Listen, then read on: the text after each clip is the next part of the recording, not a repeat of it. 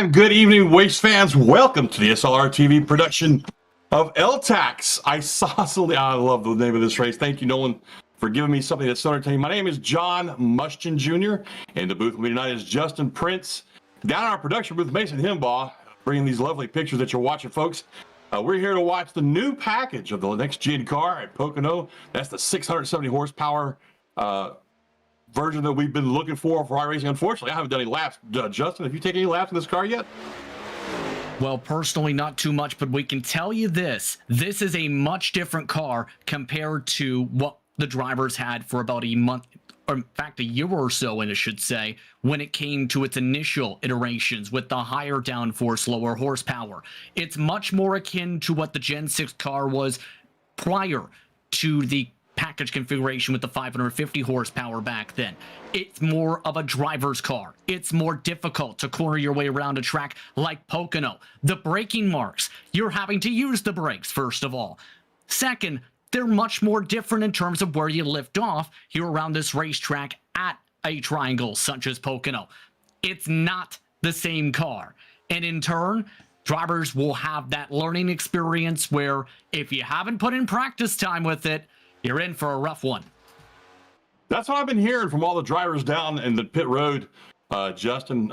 Prior to coming in tonight, I was down there chatting up with some of these guys, and that's one thing that was that they were talking about is you actually have to drive this car now. There's no more just pedal down and go left. You have to hit some brakes on here. You have to know how to drive with a car whose tires are getting worn out. So I'm looking forward to a great race tonight here at the Isosceles 175 at Pocono Raceway.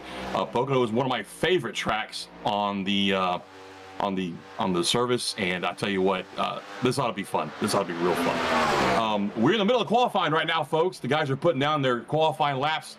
We've got about 2 minutes remaining right now. We got Joseph Causey on top of the board. Causey on top of the board in the number 88. He's at 55.33 and just 2/100ths of a second behind him is Taylor Butcher Benjamin in that number 1 car. So we're going to see some really tight times here in qualifying, Justin, which is to be expected with a fixed setup league. Yes, indeed. And for a lot of the drivers, you have to keep in mind, they also had to learn the feel of a new setup because with the change in the aerodynamic package for the car, with the horsepower package, obviously, you can't go apples to apples. A lot of changes had to be done in preparation. Ryan Dingler just moved up to the top of the board of 55.235. Taylor Butcher Benjamin closes out his run as well. And keep in mind, these times expected to pick up even more so. Drivers were running 55 flats in practice, more than nearly did so in the 55 ones.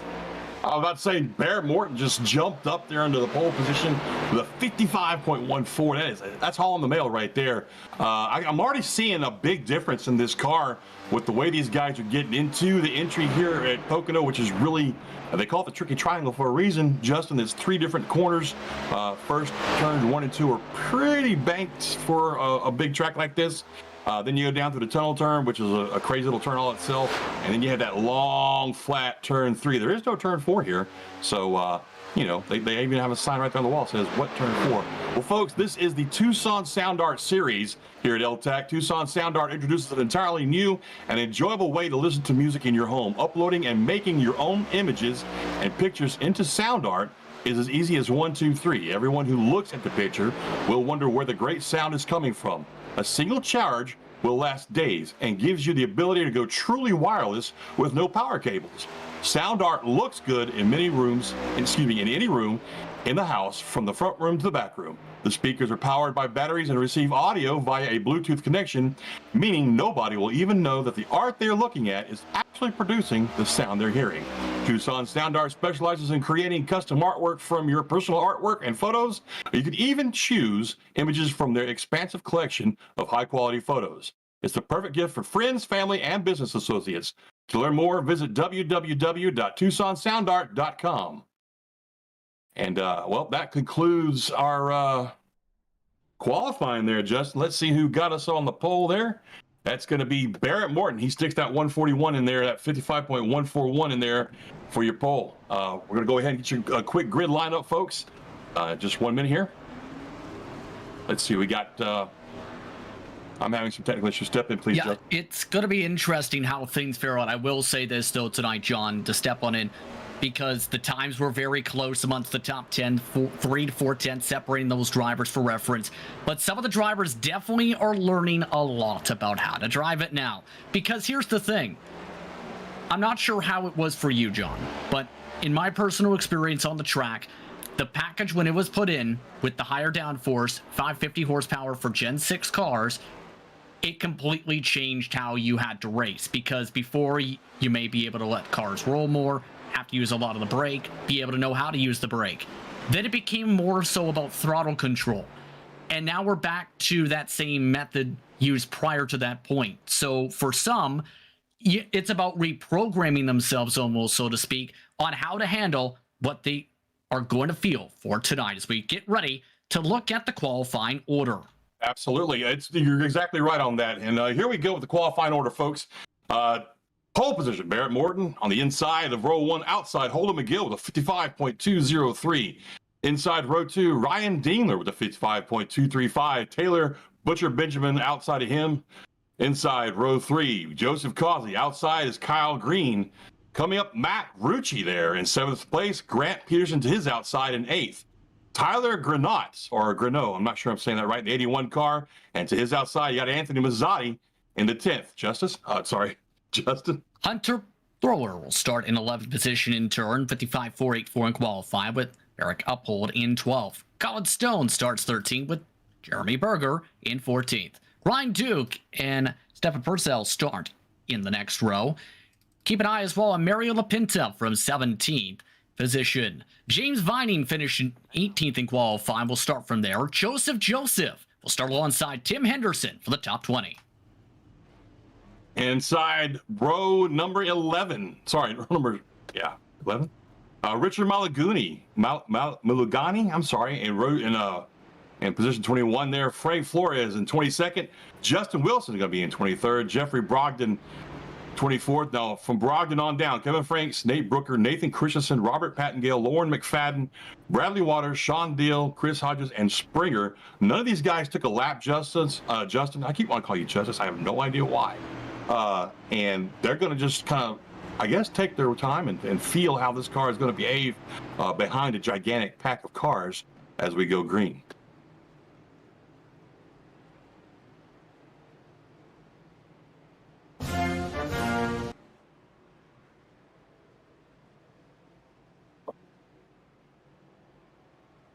All right, so what I've got going on here is everything on my computer.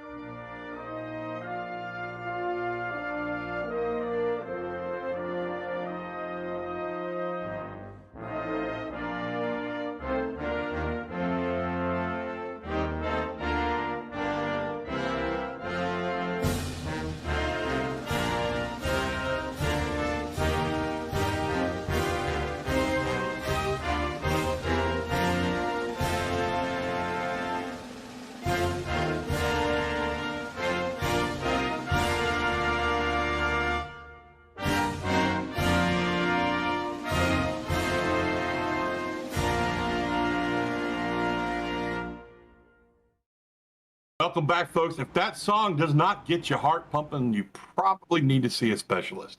I love the national anthem, Justin. It's one of my, believe it or not, it's one of my favorite parts of any sporting event. And I just like to see how different people apply a different technique to singing the same song that we've heard for quite some time at sporting events. Here we go, folks. We're getting ready to go green here. They're going to get them all stacked up for us.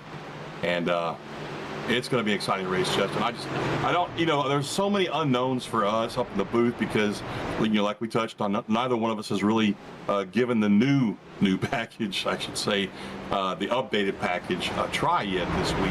Just came out. iRacing just released the 670 horsepower package with the smaller spoiler on the back. So there's a lot of question marks about it as far as, how this car is going to get around, especially Pocono. There's a lot of high-speed turns at Pocono. But like I said at the top of the show, I have heard every single driver that I've talked to so far say this car is loose, loose, loose. Entry, center, and exit of all the corners.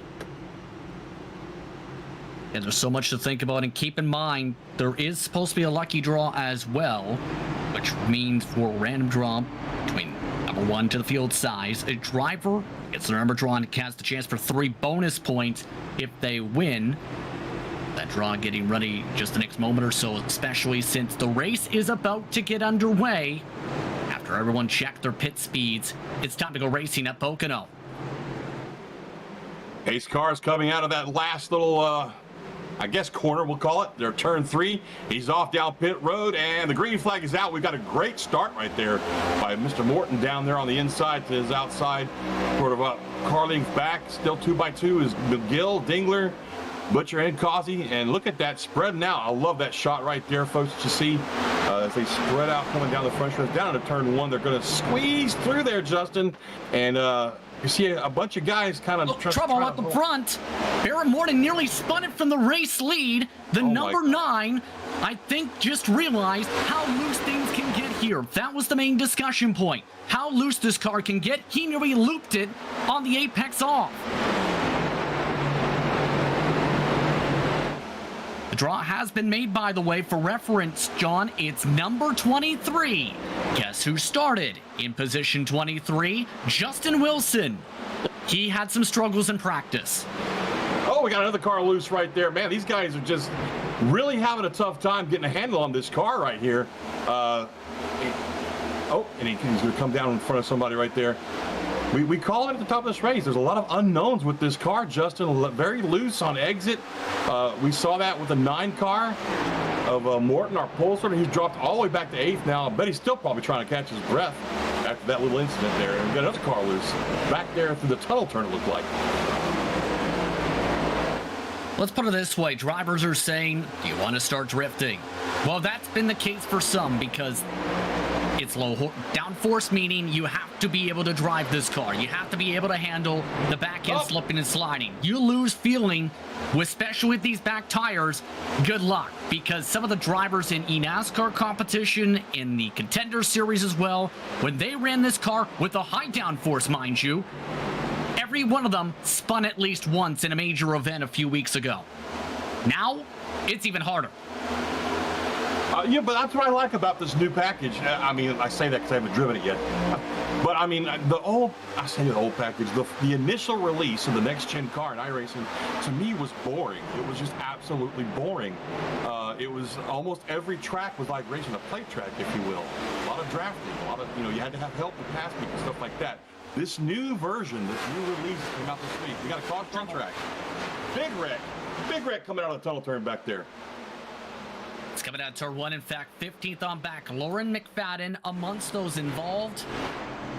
Quickly under caution, as I believe we'll get the chance to look in a second, because, again, McFadden, that started off pretty well, was involved in the stack up, but it started around 15th, actually, up the road in this one, 3 wide off the corner, with one driver slipping up the track in the first place. Oh, good. Oh, big hard hit right there. The 96. He got into... See it right there. Looks like the 49. And there's that inside wall. That's going to kill his car right there. Boink. That's Mazzotti, who ends up slipping up around, by the way, in that.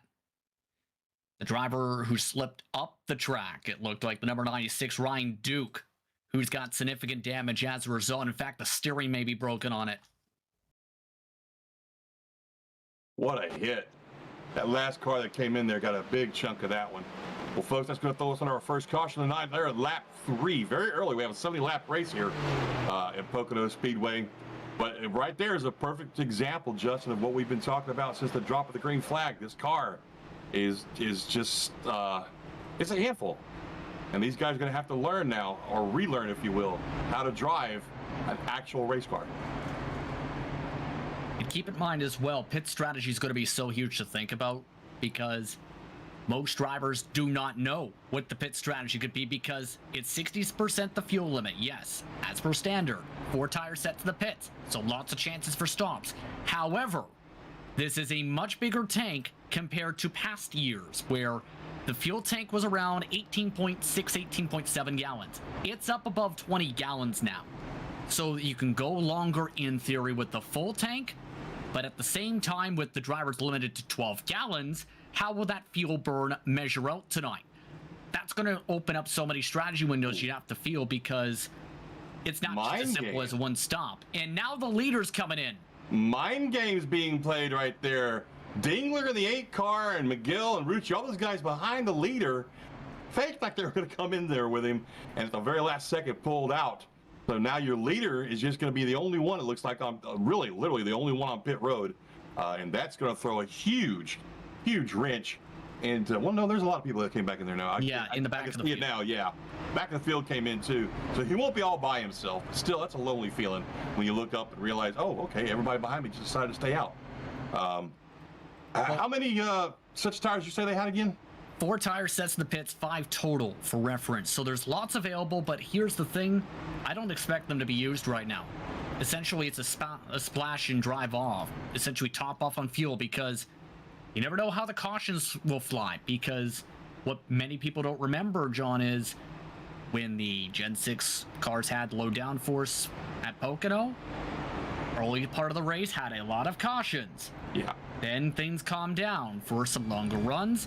Then it became a trouble spot in the short run again at the end of the race. I feel like we're heading back to that trend compared to previous years with the high downforce, where things settled out fairly quickly. Yeah, I have to agree with you on that, Justin. You know, and the thing is when you have the cautions, I hate to say it so much, but cautions breed cautions. I think that's going to become more predominant now that we're, you know, with this new package. You know, these guys will go, if they can get a good long green flag run, it'll be great. They'll get the rhythm. They'll get into the rhythm, I mean, and they'll get around this track for 4, 5, 10, 15, 20 laps even.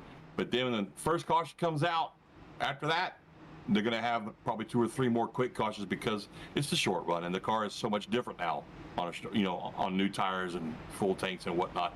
You brought up the gas thing earlier. I mean, you got to remember, folks, that when you burn off fuel, it also changes the handling of a race car.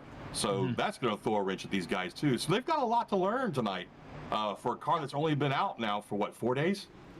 In terms of this package, technically, too. It's when it came out, Wednesday, Thursday? No, Tuesday. The update was on Wednesday or Tuesday or Wednesday. Either way, a few days they've had with it. Yeah. And here's the things you have to think about too. This was even before the update with super speedways, mind you, with some of the error action going on with this car. Brakes are going to be a big thing, not just in the corners, but in the pit boxes. The brakes are much more difficult to be able to slow the car down with the different type of brake compared to the Gen 6 car. We've seen in many cases already in the past week alone, top drivers over in the pit stalls, it's 1 in 3, I would say, the ratio I've seen. And then on top of that, you have to remember this is now a 5-gear forward box, 6 total gears with the reverse gear in it.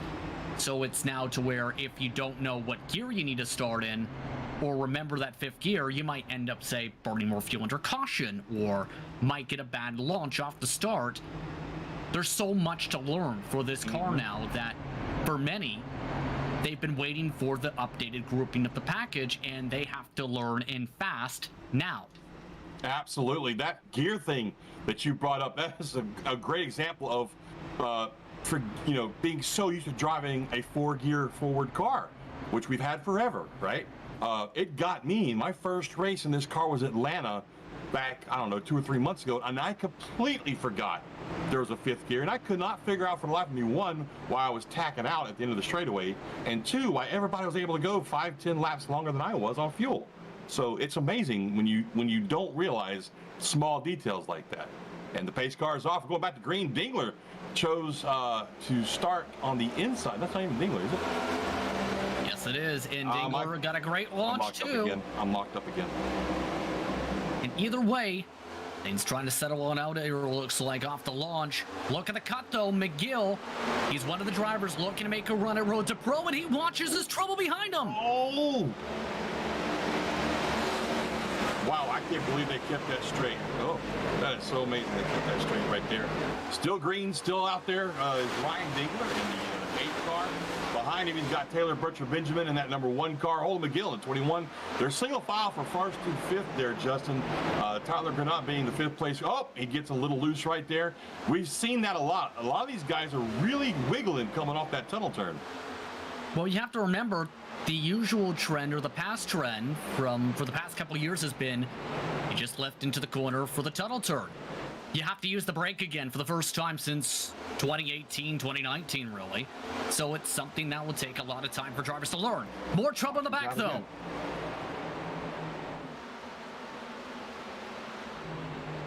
And it looks like the number 4 here, John, is the one that triggers it this time down the front stretch.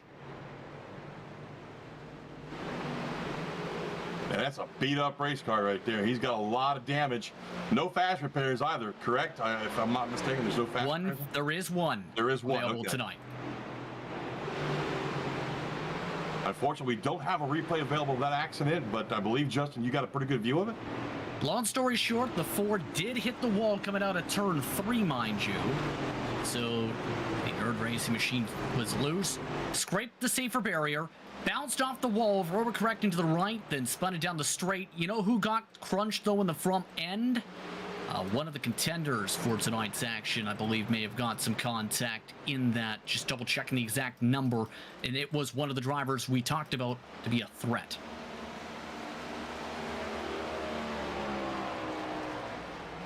To give that correction on my part there, in terms of that respective speed, it was towards the back that car had to charge from the pack before that respective incident. I believe it may have been nearly Sean Deal in it. But I think really the contact went to Pattingale.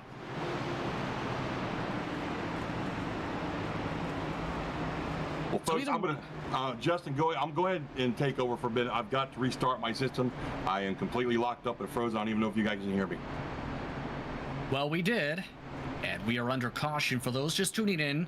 Right now, you're watching the Isosceles 175 here on LSRTV. Tonight's coverage of the Tucson Sound Art Cup Series, L-TAC competition.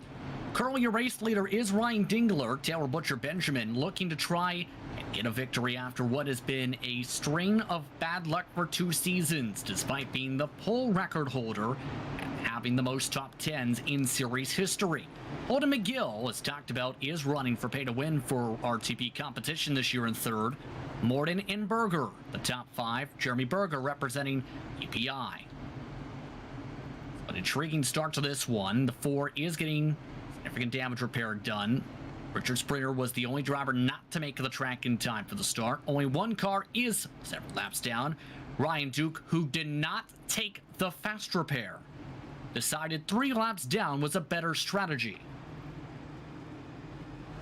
So expecting the restart this upcoming time by. Duke is getting the wave around. Pit stops are all open. Most drivers are coming in except for Butcher Benjamin, along with Berger in the front grouping. The Lucky Dog is that car we just referred to in Duke. The leaders are now coming on in, but Taylor Butcher Benjamin will retake the point as a result of this strategy call. Now the interesting mark's going to be here, John, as 2/3 of the field has pit. Remember, some of them did top off before the caution. They have elected to take their service now. Most are not still taking a set yet. The only driver to take a set this window, the number 48, that is Mike Rucci, Matt Rucci should say, who is elected to take a tire set. Everybody else, splash and go. This pit stop window. Once again, to re-emphasize, for those who missed, the random number is Justin Wilson. As emphasized earlier during the race, the 09 got that lucky dog drawn. How that works is, the random draw is between the pole sitter to how many drivers who start the field. The number drawn will get 3 bonus points if they win. And for the 09 machine, that would be a huge opportunity with how things have fared out in practice. In terms of qualifying, 57 flat. The 09's actually picked up 5 spots despite front end damage. That's impressive. But here's the thing, though, Justin, is you and I well, I know I've experienced, I'm not sure about you, but front end damage on these cars in particular can actually lead to overheating. So it'll probably be something to keep an eye on for that '09 car. Yeah. If he's got any kind of nose damage on this thing, he could overheat, especially if he gets up too close behind a car. So that's probably something to keep an eye on. And keep in mind as well, John, you can't put tape on these machines. So that overheating comes a lot with how the cooling systems are set up, how the radiator is set up with the next-gen car, how the aero ducts are set up. You damage or compromise any of those, that hurts things a lot in terms of speed, as the 99 has elected to top off this time by instead.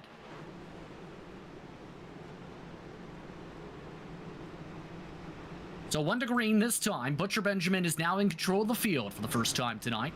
Berger's in second. Followed by Renault, followed by Joseph. Uphold, Kazi, Brogdon. Round out the top 7. Of note, the first who has come into pit so far is number 88. That may be a smart call for Kazi. That actually jumped up a couple spots for him. In fact, nearly right where he was before he came in the first time, John. Which, like you said, is a plus for him, especially because we've seen all the action so far as crashing and cautions, Justin, happen mid-pack on back. So maybe the further up front he is, the safer he'll be. As well, in this situation, keep in mind, Holden McGill is the first who came in this caution. Morden Dingler. Top 10. Only one has taken longer than 6 to 7 seconds in the box. That is Rucci. Right now, Rucci is in 17th position with the gamble. Last time these guys were here at Pocono, which probably doesn't matter now because it's a completely different car, completely different setup. But Anthony Wazzati was the winner. Merrick Watcher came in second, and Taylor Butcherman Benjamin, who was, or is, excuse me, your leader right now, he was third place. These guys are looking to maybe continue the fast runs they've had here at Pocono with a completely new package. Bucky's number 92. I love that. Keep in mind, Holden McGill led 44 laps that time.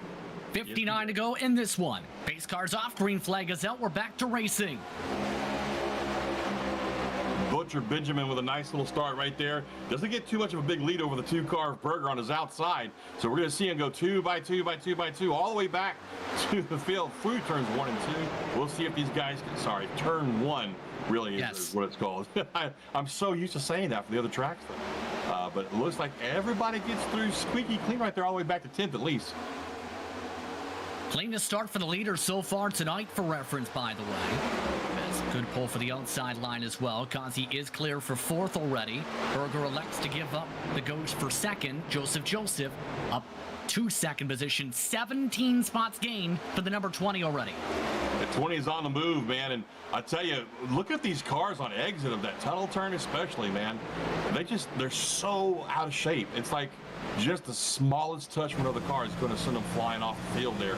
As we go right in car right now with Barrett Uphold from El Paso, Texas. I've worked down there in El Paso. It's beautiful out there in the winter only.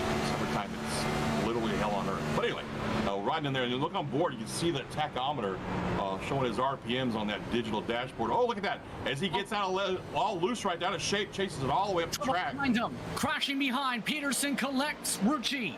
No caution yet. We still stay green. The 52 looped it up the track and just smashed 4 cars. More crashing down the other end of the straightaway. What in the world was Peterson doing? Flying through the air, it looked like. We're going to have to take a look at this one because Grant Peterson got loose in the turn and then stopped it, then cut a hard right as he hit the gas up the pack. And we'll take a look at the LSRTV replay. Oh. Race control may have some words after the second part of this. Oh. It gets worse.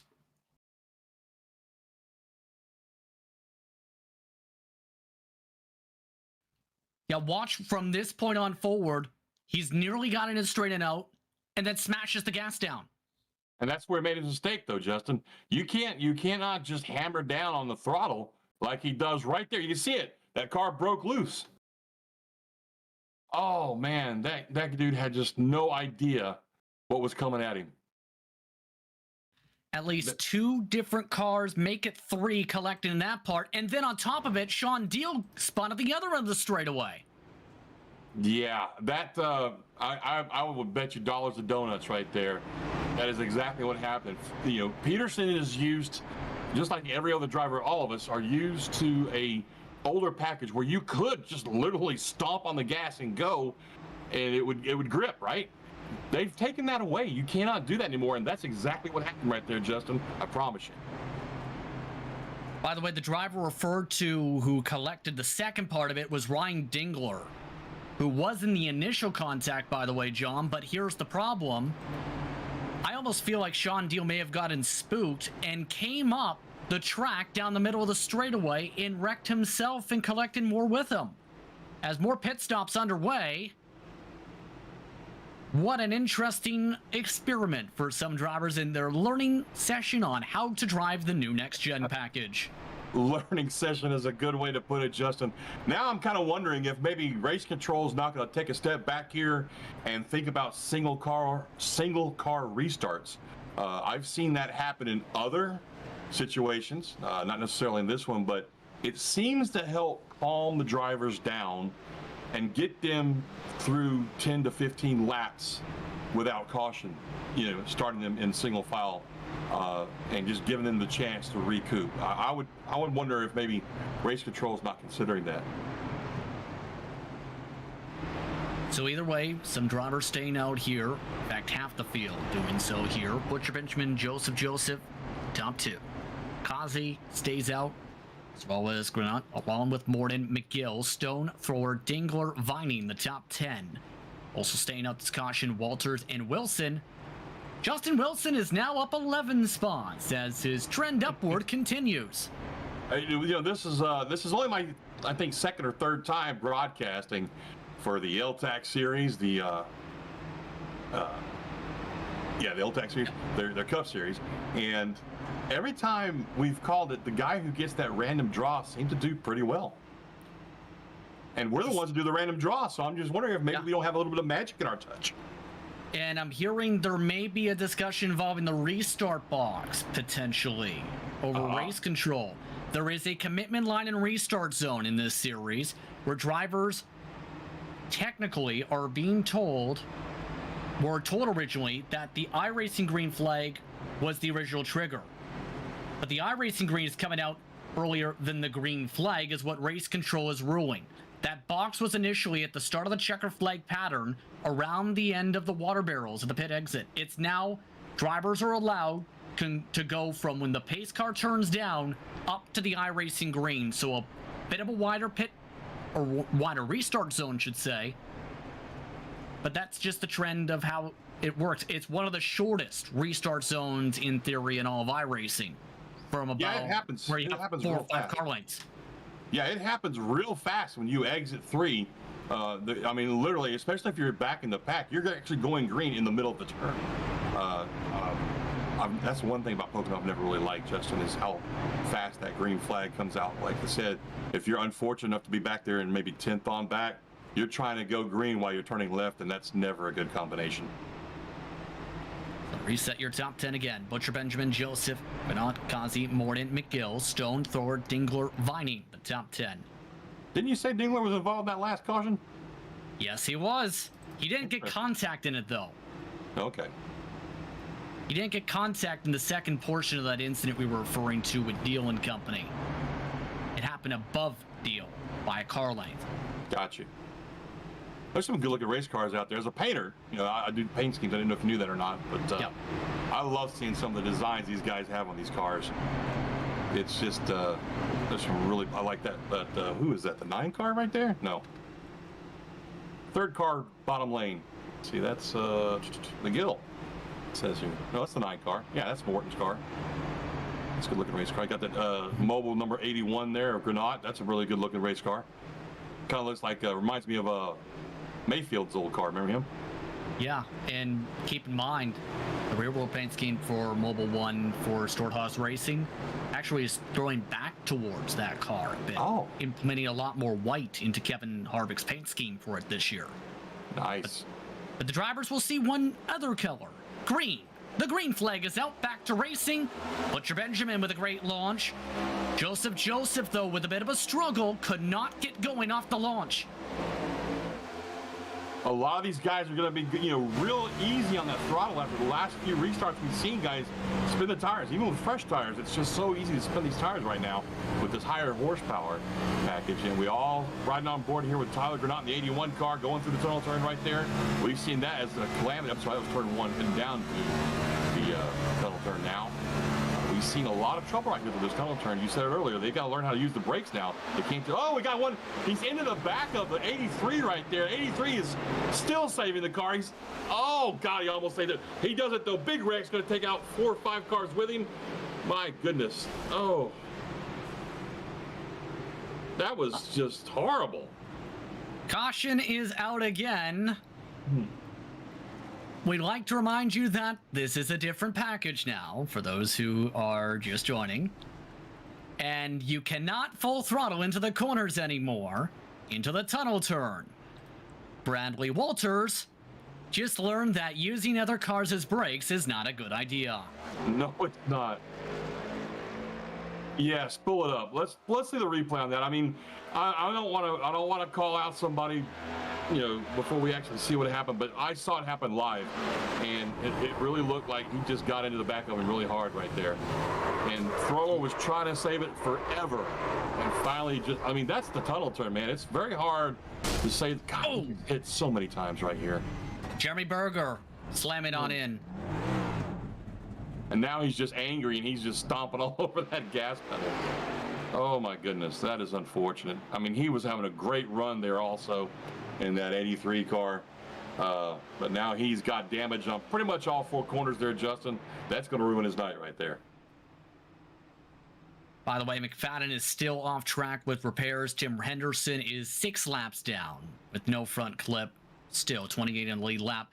Drivers have been just warned, by the way, to calm down, because for those keeping score, our longest green flag run is 2 laps.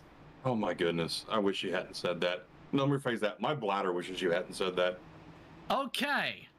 52 laps to go. How does this now fare out in strategy now? Because with the trend, we talked about it with how it was in official racing a few years ago. When do you come in knowing fuel window is still a discussion point? Tire sets, most people haven't even thought of tires. The amount of strategies, you may as well pull them out of a hat. Exactly. I was just about to say that, Justin, because we haven't gone green long enough to know what these tires are going to do, how this car is going to feel when it gets low on fuel, etc., etc. You can't learn anything when you're racing under caution, and that's all we've done basically for 19 laps. We've, like you said, we had 2 2-lap green flag run. That's it. You can't learn anything in 2 laps. So I don't even venture to guess what these guys are thinking right now as far as fuel strategy and tire strategy goes. I think right now 99% of this field is more worried about surviving the first 4 laps after a restart. That's got to be what they're thinking of.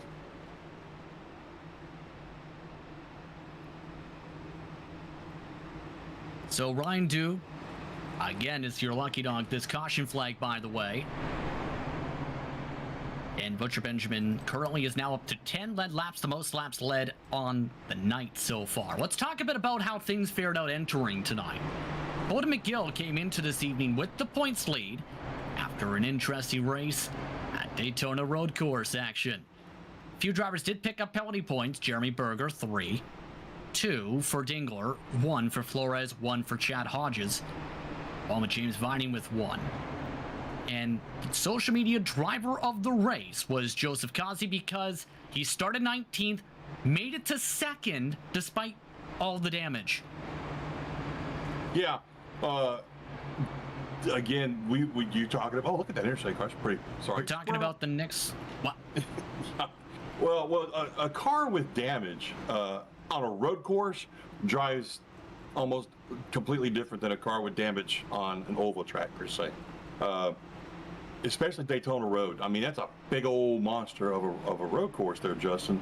So hats off to Causey. He had some incidents there where he got all that damage, but he drove 17 spots at the second. That's the big part of that I took away. I mean, damage on a road course ain't that big of a deal, really. Oh, we're getting ready to go back to green. Want to go restart once again. 9th on back, has taken service the most recent time. Pit stops came from 20th on back. Most drivers were involved in that previous stack up. So it's Butcher Benjamin, who is yet to pit. Joseph, and then Joseph Causey, who has more gas on hand in 3rd. Bernard is currently inside the top 4. McGill, with more fuel on hand, is in 5th, with Morton, Dingler, Stone, top 8. Uphold has fresh tires in 9th. Brogdon, fresher tires in 10th as well. Some of these guys, it looks like not only did they take tires, Justin, they got some damage adjusted. Mulligani had a 1-minute pit stop there. Matt Rucci, a longer than normal pit stop. So I'm assuming that not only did they take 4 tires and fuel, but they also got some of the fenders banged out as well. 50 to go when we get back to racing, by the way, for tonight's action. 3rd running of action at Pocono in the series and its history.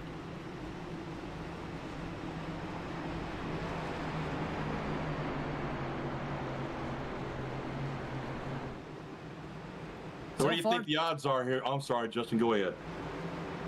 I know the question, and the odds are 1 and 2. We'll see if those odds ring true, because for tonight, the drivers have been trying to learn how to calculate the exact space in an isosceles triangle. Green flag is back up for the isosceles 175. Oh, you little physicist, you. The outside line again with the slower launch, though. Butcher Benjamin, a good restart, though. I like how he did that right there. He swung up. He's not really throwing a block right there on the 20.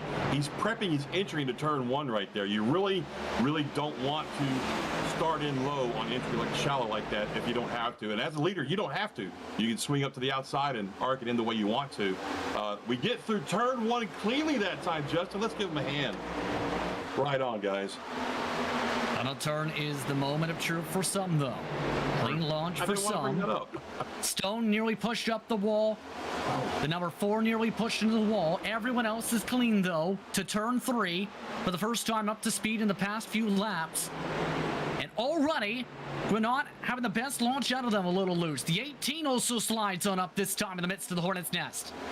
Man, you're just seeing an amazing job of not wrecking right now. I mean, these cars are hitting a 4-wheel drift coming out of the tunnel turn, and apparently turn 3 too. You don't really have a whole lot of speed coming on exit of 3 or coming to the exit of 3 right there, but they're still managing to get that up. Man, who's that way up there in second? All the way up against the wall right there. Looks like he got the 4-wheel drift. Oh, yes, it was Taylor Butcher Benjamin, the leader. Butcher Benjamin pushed up the track. 3 wide for second, back to 2 wide, and back to single file. Grenade is up to second. Joseph is in the lead. And he's got quite a good lead there, about half a second. But that is a prime example of what I'm talking about. I don't know what's going on. It's got to be just a lack of downforce, I guess, with these cars, Justin. But, oh, look at the mobile car, 81 down in the grass. That's never a good place to be as you're entering turn 3 right there. But that 4-wheel drift, what I mean by that is you see it, the car actually just all 4 wheels lose grip and start drifting to the outside towards the wall coming off the tunnel turn. And we've seen it with every single car, it looks like, tonight, even the leader. And that's one of the main things, even before the update. That was a talking point. The short tracks in particular, depending on how the setup is, it can be loose on entry. Drivers are finding that out as Butcher Benjamin is tight on exit this time. Next driver on back is McGill. He was looking to lose only 3 spots is what I was going to say. That could have been much, much worse right there. But I'm really impressed with how well Dingler's driving this car, his A car. Now, I don't know if you noticed the front end damage he's got from that earlier incident, but that thing is wrinkled up pretty bad, and he's still sticking it right up there in the 7th place. Looking at him now. See things settling on out for the 8 machine. -4 in the race from the starting spot so far. 55.8 last time by. Leaders are running 55.4s. Here's the pace of the speed between the 7th and 8th place drivers. Stone, for reference, near identical in the times. In fact, a little slower last time by. Up at the front, though, the lead is up for grabs nearly again. Kazi got up there a few car lengths, all while Butcher Benjamin jumped up to third with tech issues for fourth. I'm about to say, Butcher Benjamin is on a tear right now. He was wasting no time at all trying to get back up to the lead that he had before he had that trouble come off the tunnel turn. As we see him dive it down into turn 2 again right there. Great exit that time. He kept all 4 wheels going the way he wanted them to. So he's up to third. He was down to fourth. He's gained 1 spot since his little issue right there. But it looks like he's caught his breath now. Justin working through turn 3. Sets his sight on Kazi up there in second place. By the way, the race lead is down to 2/10 now. Kazi is now within the draft of the 20 and is currently picking up a 10th per straightaway with the section. Joseph, though, holds on for now in the Sousa Media car. He looks to take that brand to victory lane. Looking on back behind, meanwhile, this is 6 on back. Yeah, I was saying, in the meantime, back here, 6th on back. The battle's heating up just a little bit there. You see that 9 car, Morton. He's putting a little bit of pressure on the 21 of McGill. Backs off a little bit going into this turn. McGill, on the other hand, he's looking down the inside of the 81 car. Thinks better of it right there. Now look at that run right there that Morton gets off the tunnel turn. Turn 2 right there. He's going to duck down the inside of the 21 going down into turn 3. But wow, the 21 really drove that car down into 3 right there. Let's see if we can make it stick. How will that impact the tires, though, is the question. Something everyone's trying to pick up, too. McGill actually loses a bit of ground on the exit. And though not able to get any draft, Pocono is still heavy on the draft factors, keep in mind. Here's the look for 17th, meanwhile. That's where Thrower is after his incident, the previous caution. Justin Wilson's also set it on in here, as Justin Wilson learns that Pocono has bumps. Yes, they do, and I'll tell you what, that 09, man, he ended up hanging out right there going through turn 1.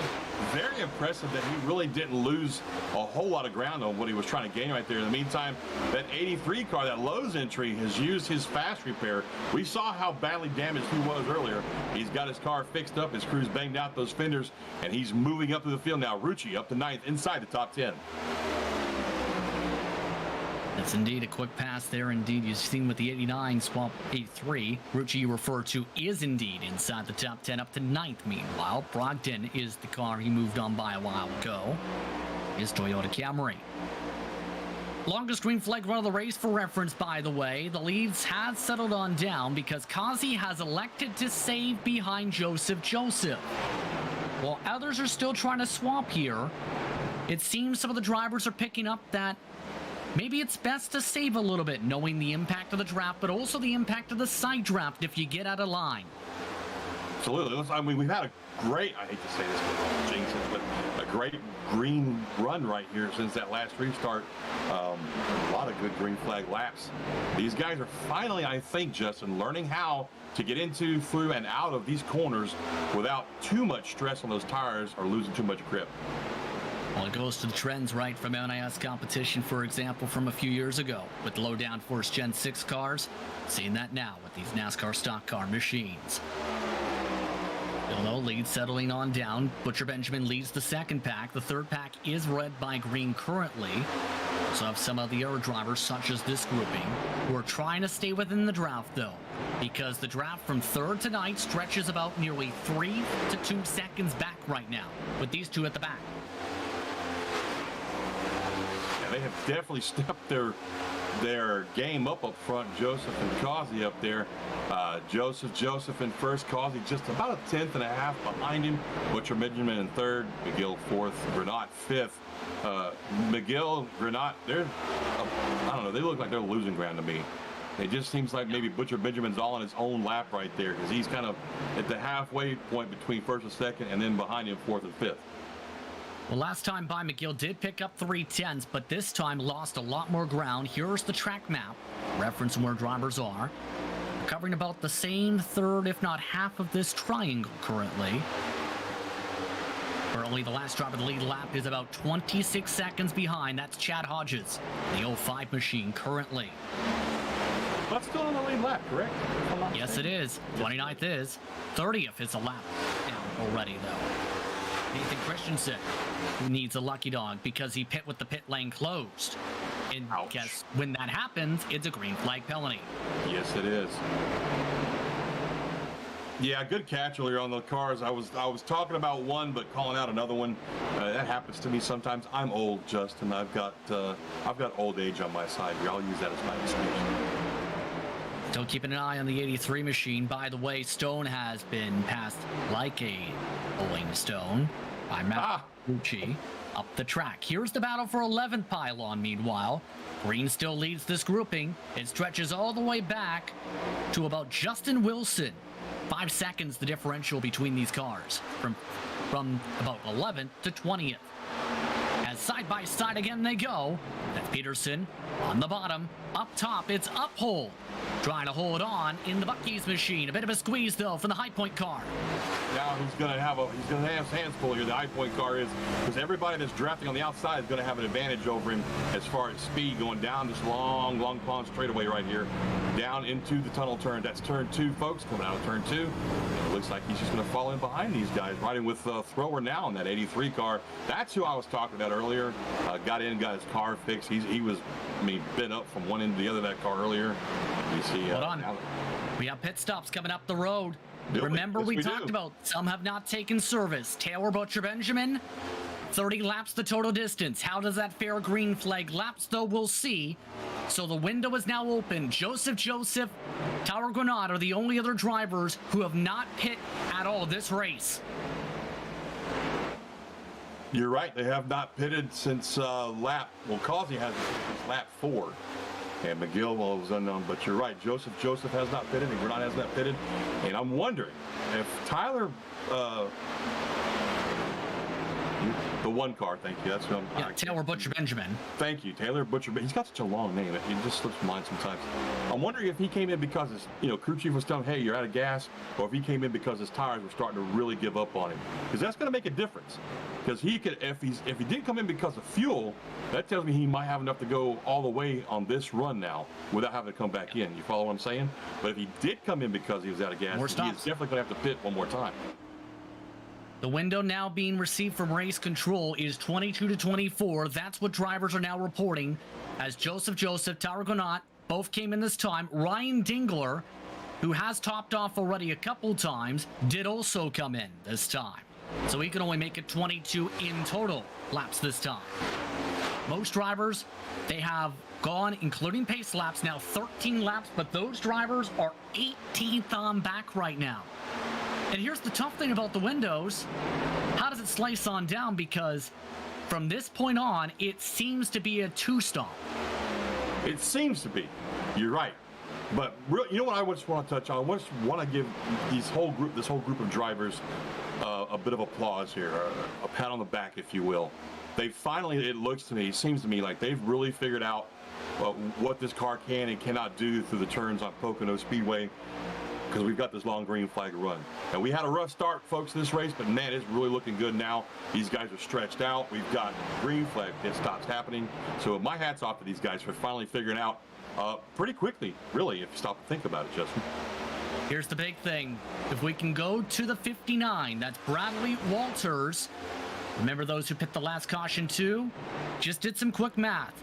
If they can stretch it to the end of the run currently based on the new estimate data, this could be tight. 53 to 55 laps total. Wow. They can go towards, in terms of the lap count, should say. In our words, it may become a fuel mileage race if they can stretch it to about 55 laps into the race, as the 88 is now in. I am okay with fuel mileage races. To me, I love strategy. I love watching these guys try to outsmart each other. The tough part is they're 17 seconds back of the leader. Will that be too much to try and make up in terms of that position is the question. They're running 56 sixes. Some of the leaders running in the 56 flats currently.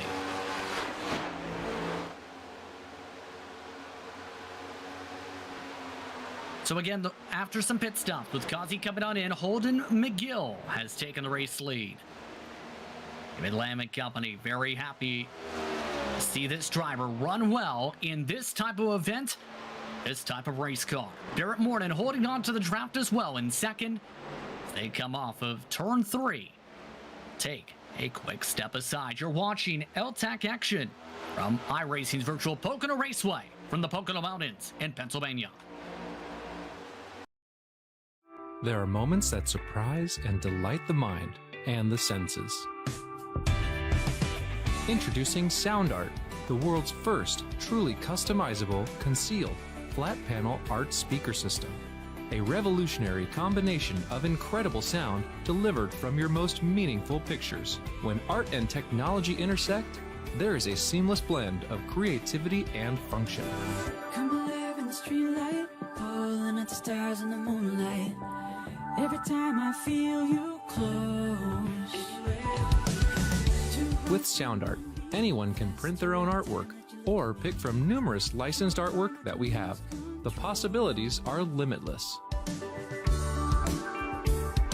Enjoy beautiful and amazing sound throughout your home. The entire surface of your artwork generates incredibly robust sound. Sound Art is elegantly hidden behind a high-grade, textured canvas wrap, bringing together the best of sound and art. This innovative design allows for a truly invisible, high-fidelity sound experience without bulky speakers. For licensors and other businesses, we are capable of producing thousands of units per day. We're using the highest quality materials to give you the best product available in the market. Everywhere you look, there's always art. What I like so much about Sound Art, that you could just pair it and play. Ansia, your art never sounded so good.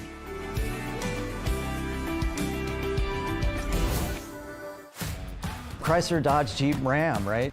Our Ram trucks, truck of the year, amazing trucks.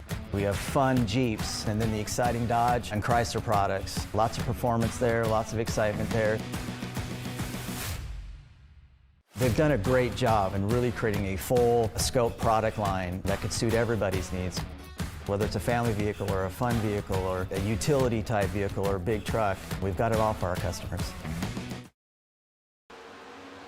Welcome back to tonight's coverage. The Isosceles 175 is part of tonight's action here at iRacing's virtual Pocono Raceway. Been a great green flag run so far, Justin. We've got green flag pit stops have come and gone. Holden McGill's now up in the front. He did not pit on this last run, we might add. His last pit stop was way back on lap 9. And as I say that, here he comes down pit road. That window is wide open, and if people watching at home want to get in on the Cup Series action, L-TAC is currently recruiting for a Wednesday night truck series. It just so happens, session starting at 8:30 p.m. Eastern, weekly basis. 25-week schedule is currently on the hand, right alongside the Cup Series. Perform well in the trucks, you could get invited to race with these drivers tonight. To sign up, go to the L-TAC Racing League Truck Series page on iRacing. Find your way over to the chat windows of Nolan Rempel. Following along with some of the action, meanwhile, this is a battle going on involving that 18 machine that has shown speed. It's Kyle Green to the outside. Number 49 with a good recovery so far. Muzzati, after some struggles earlier with the incidents, trying to do a fairly good run on this mark as more pit stops from the group. Colin Stone coming in, as well as Barrett Morton. This is going to be an intriguing one. Sorry, I didn't mean to walk on there. Barrett Morton was our leader. He's going to bring that down pit road with Colin Stone, and that's going to put Kyle Green at 18 up there to first. And he's got that big fight on his hands from Anthony Muzzati in that 49. And I think for some of the drivers, it's not so much of who's in the lead, it's how long you can go on the tank at this mark, you'd have to think, because we talked about the potential tightness on the fuel windows. That's going to be on a lot of drivers' minds, especially with some just running to lap 20 now in their stints. Joseph, for reference, went for a massive undercut. Compared to drivers like McGill and company, has picked up about 6-7 seconds on fresher rubber. But he is also your net leader, by the way, the number 20, as more stops coming on in. we're going to see, I think, the last of the green flag pit stops right here for some of these guys, because I think, did you not say that they can go 24 at the most is the estimate from Race 24, Control, okay. based on the numbers they have been informed of from their competitors. Some of the drivers running 25, 26, remember, have pit stops to factor in. Here's the thing. Some of the drivers who hit the last caution have just came in this time by. So those fuel marks, I don't know if they're going to get there. Yeah, well, I guess we're going to find out, because these guys have really figured this car out. They figured this track out, Justin, and we've been rolling for a long time now. Look who's up front, though. The thrower in that 83 car. We were talking about him a few laps ago. We talked about the 9 car, too, leading at one point. Not so much now. Barrett Morton, drive-through penalty, driving through too many pit boxes, has to be served within the next 3 laps. The 9 had good speed coming in before the service. Barrett Morton was net P2 before the call. And there was also a speeding call for Joseph Kazi this window. Pit penalties are going to kill you. I don't care what track you're on, how good you are, and where you're running at the time. Pit penalties, especially under green flag pit stops, are going to kill your run. And Morton, you said he's got 3 laps to answer this black flag. Let's see if he comes in this time by. It's a pass-through. No stopping in the box. So 9 is expected to peel off. Near contact. McGill gets held up, in fact, with that decision. Also now have to deal with the 48. That is Matt Rucci, who is for position. And this is for net P2 still.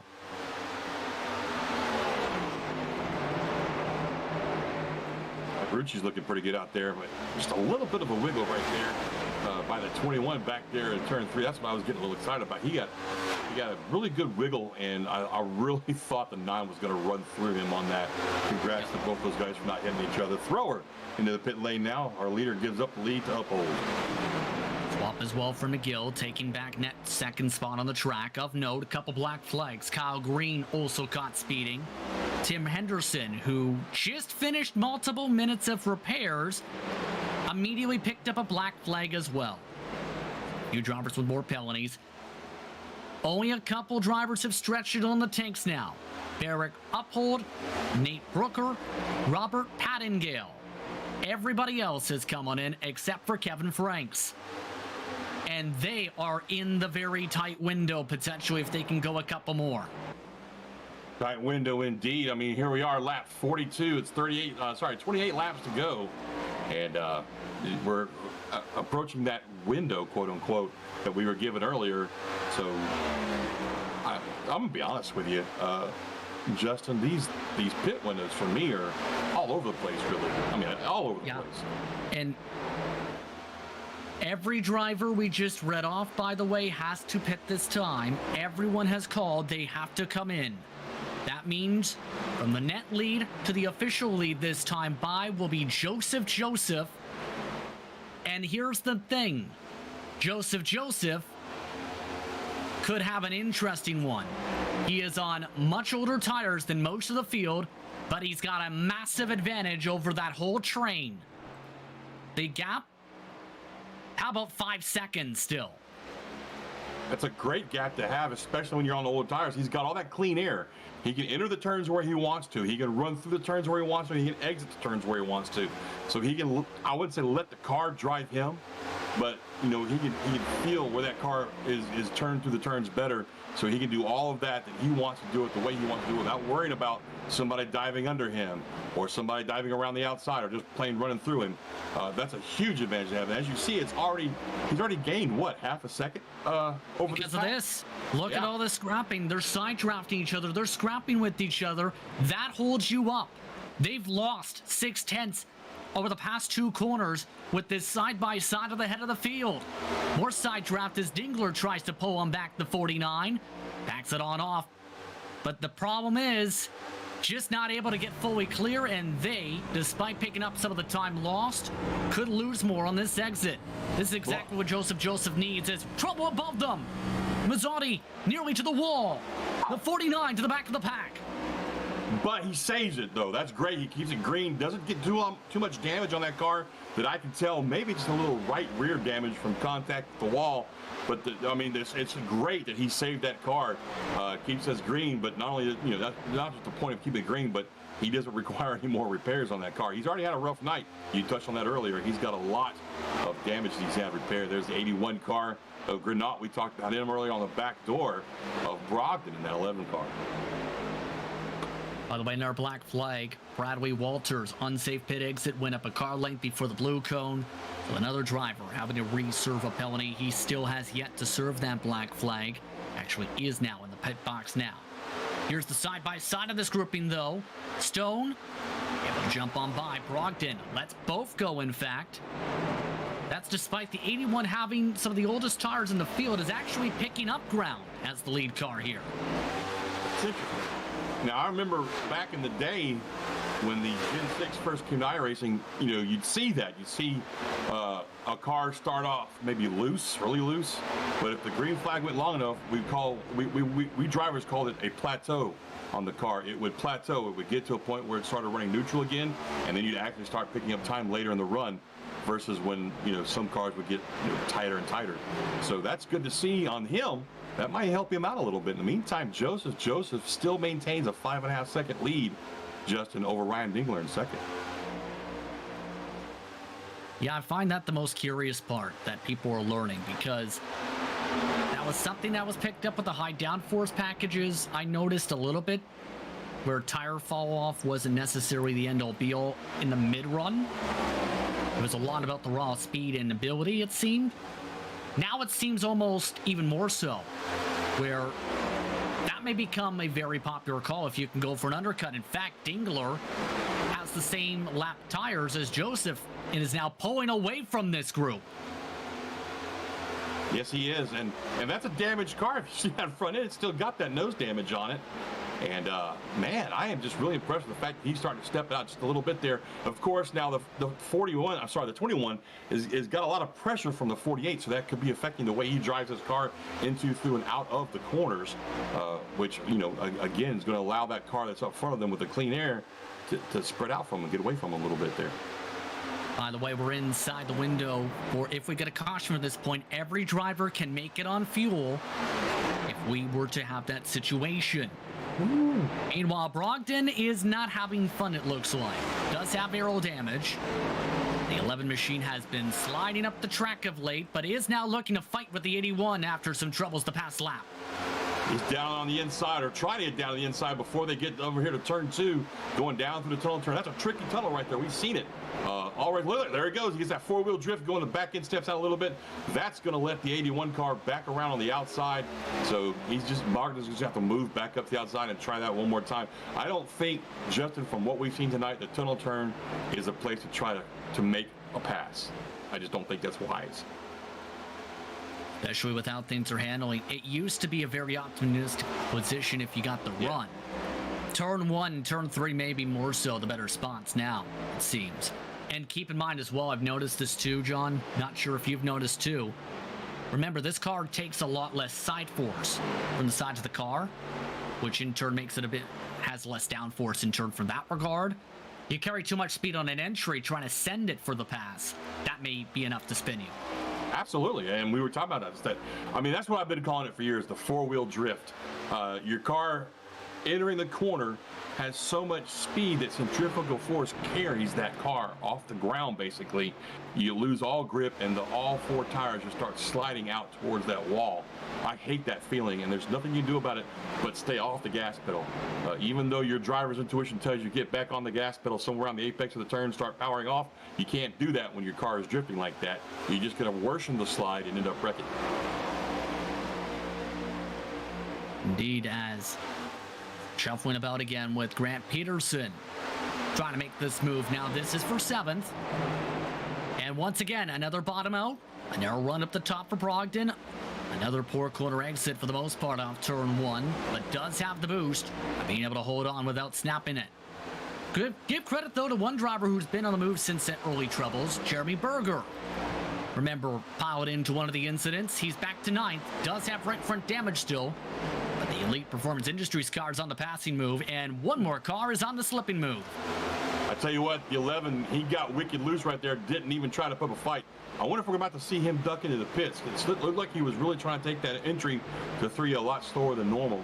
Let's keep our eye on him. Nope, he's just going to keep on going. I think he was just trying to catch his breath there. Just that's what he was trying to do. He got wicked loose off the tunnel turn right there. 9 or 10 laps into the run. Almost have to wonder if the tire heat, it may be the thing, because on cool tires, things are not easy. These types of cars. Remember these chassis akin to that you would see on a road car a little bit. It seems as though if you have colder tires the first few laps, it's like icicles. And then once you warm up the tires, it starts to pick up the tempo. I think that's what's really helping some of these drivers. Indeed, absolutely.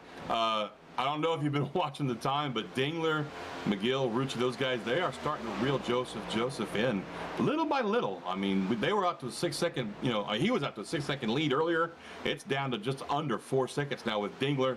And then, of course, McGill and Rucci behind him.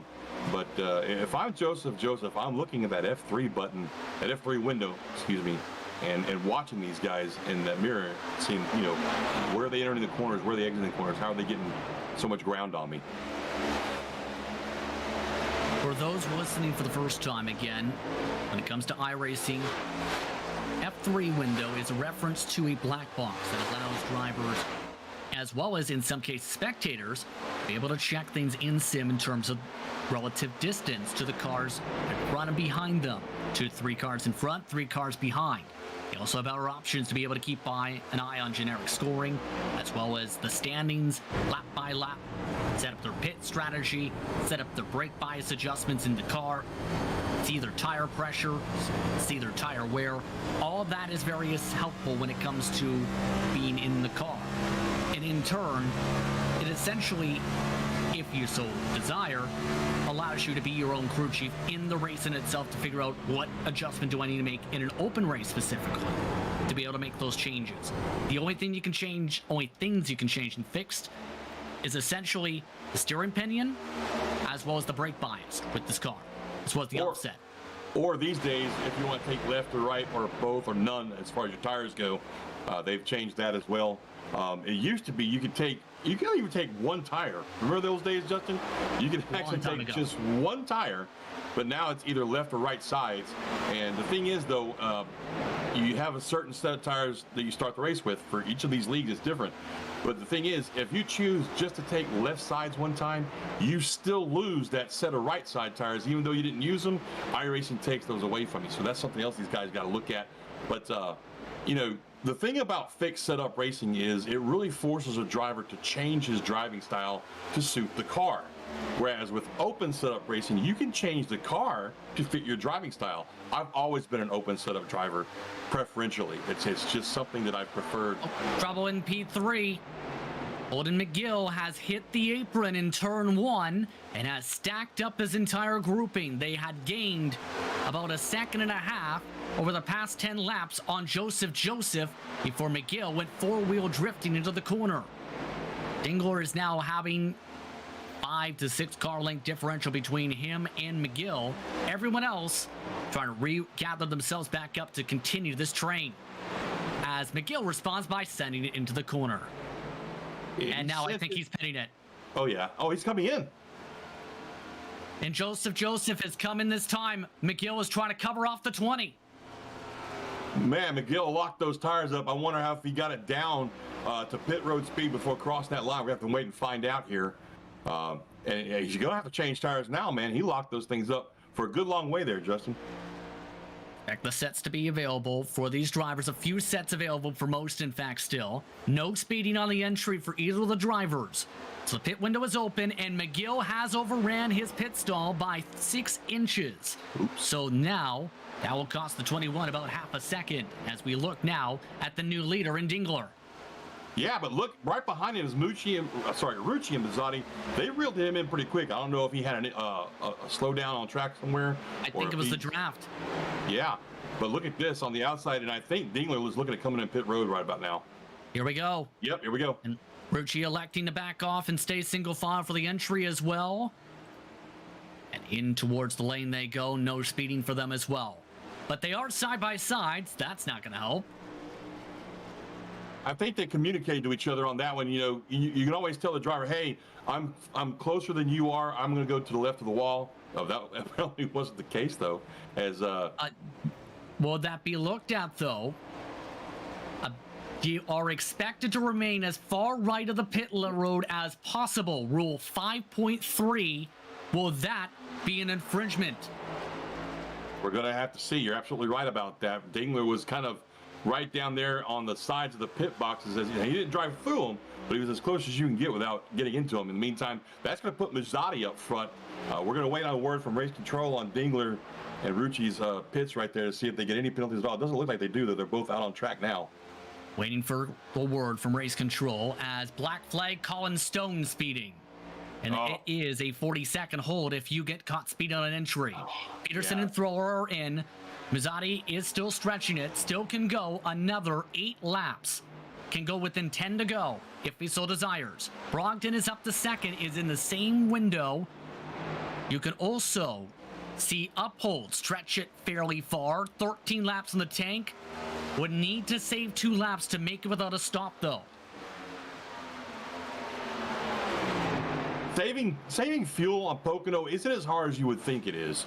It really isn't. It's just like on maybe a mile and a half track where you just back your corners up a few tenths of a second. You back your entry up. You stay off the throttle as long as possible. And it looks to me like that's what Brogdon and Uphold are doing, because they're definitely losing a lot of ground to Mazzotti up there up front. No penalty, by the way, for that side-by-side of the pit lane. They were alongside. No harm, no foul is the call. Mazzotti is in this time. Brogdon takes the point. Hornet and Deal also with the chance to move to the top 3 with this call this time by. Black flag, though, for Peterson. He has been caught speeding.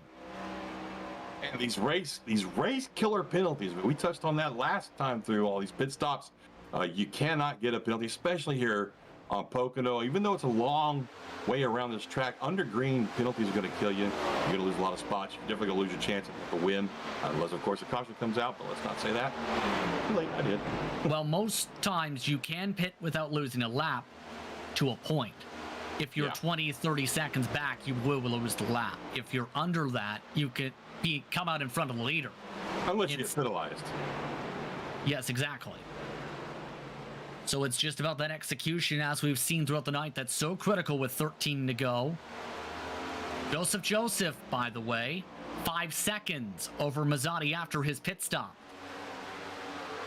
Now, we saw Brogdon having some grip issues earlier in this run, Justin, if you recall. He was breaking loose a lot going into the turns, drifting it, if you will. I think he's finally figured out how to get through these turns.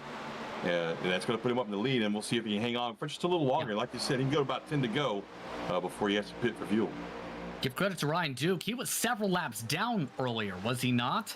He picked up a couple lucky dogs, in fact. He's in 22 seconds back behind the leader right now, but has a chance for a decent finish if the strategy lays out properly for him. That's a big if, though, right now. Real big if. A lot of these guys, if you're watching them, they're slipping and sliding. They're starting to feel the effects of being out there for a while. The fuel's getting low in the tank. The tires are getting loose. I love it. This is about the point of the run I love, man. Because, look at that. See what I mean? That was a little bit of a slide right there, but 96 on exit right there. What number is that car behind him? Nate Brooker, number 3. And keep in mind, NASCAR changing the number placement in real life on the door side. For some reason, Brooker decided to get the number right on the door, but no roof number for the British Bomber. Well, when you can do your own thing in racing, and what I mean by that is you can run custom numbers, as they call it. You can put the numbers anywhere you want to. You can even decide not to put a number there if you don't want to. Or in Brooker's case, he makes them very dark. I've seen guys, Justin, it drives me nuts. They'll put all black numbers on an all black paint job. So basically it just looks like they're driving around with a no number car. Maybe that's the point. Yeah, might be. Give some love, meanwhile, to the number 57 machine. Family members haven't cheered along Purcell in tonight's action. It's been a rough one for the 57, involved in some trouble. Actually had good track position early. But so far, this Farmer Homers to Macho tastes like, not even sure how to phrase that for even with the Simpsons paint scheme reference, is currently inside 17th. Well, hey, he's still racing. That's the most important part. We've seen a lot of guys have a rough night at the start of this race, Justin. Let's touch on that for a minute. We saw a rough start to this race. Multiple cautions inside of the first 20 laps, but these guys have really settled. Oh, we got contact right there on exit of 3. I don't know how that driver saved that car right there. That was Richard Malagani again with some trouble. Remember, was involved in an earlier caution flag, slipped up the track and into the door. Heavy damage with a 4 as a result, as he also missed the bottom and for turn 1 this time. Tell you what, go ahead, I'm sorry.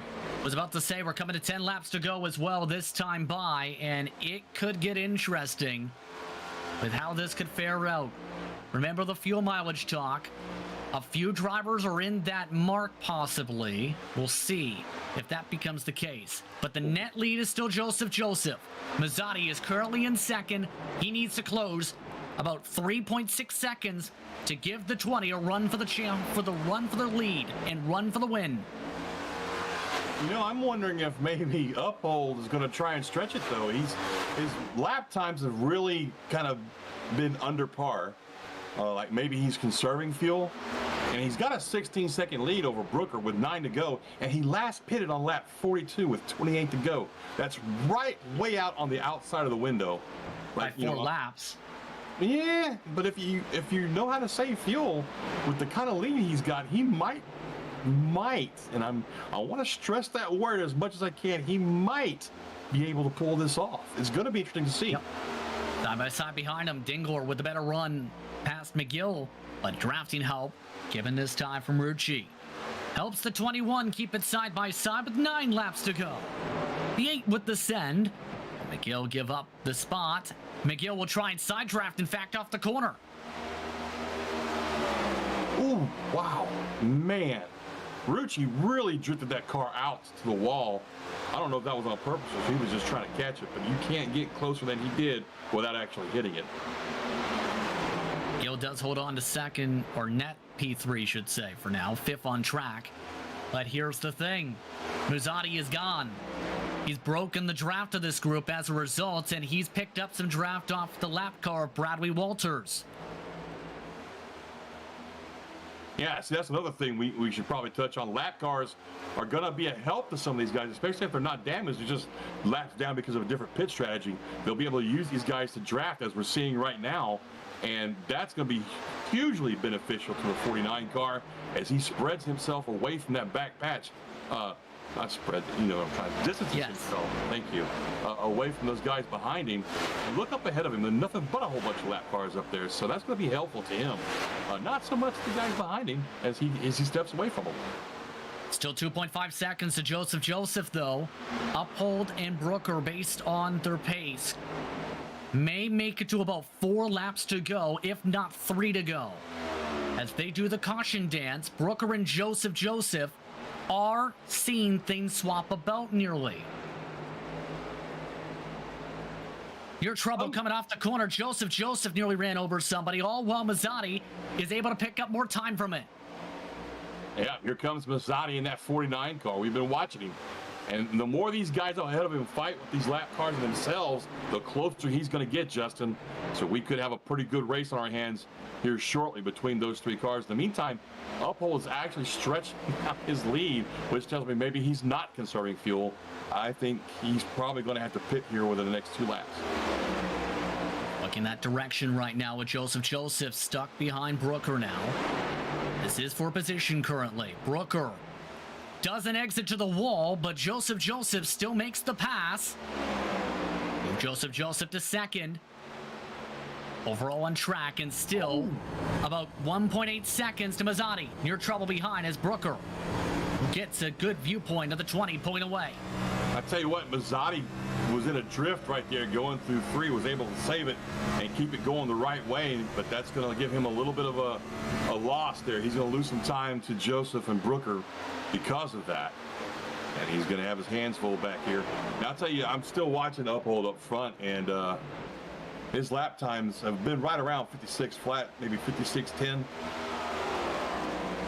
which is just a little slower than most of these guys.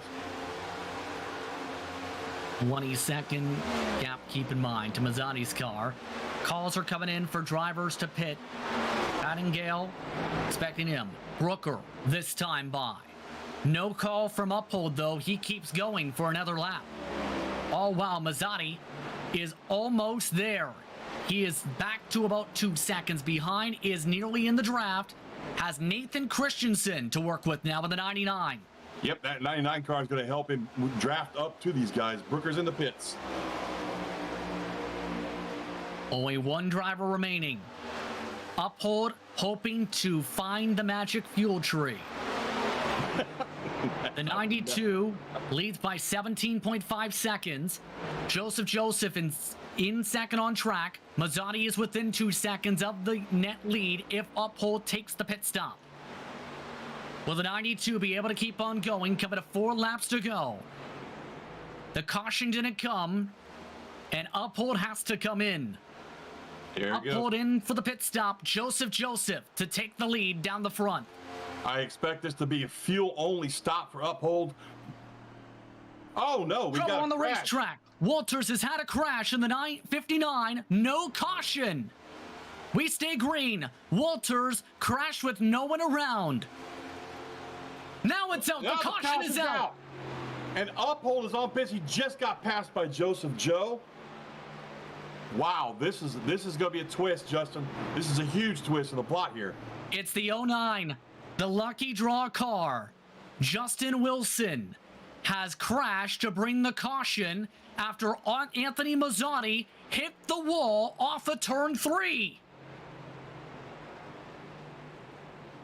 We'll take a look at this on the replay. This changes a lot. Who's up in the front? Mazzotti on his own. Wow. I mean, he just totally lost it on 3, headed into the wall. Then another hard impact right into Dingler as well. Dingler caught up in that, loses his front end. That wipes out some really fast race cars right there, Justin. Joseph, the leader at the time of caution, and with some of the others in the pits. Rucci also collected heavy damage. That literally took out the 5 fastest cars on track other than Joseph Joe. So for the 3rd time this season in 3 starts of the year, it's an overtime finish coming up. Mazzotti is out of the race, the defending winner at Pocono.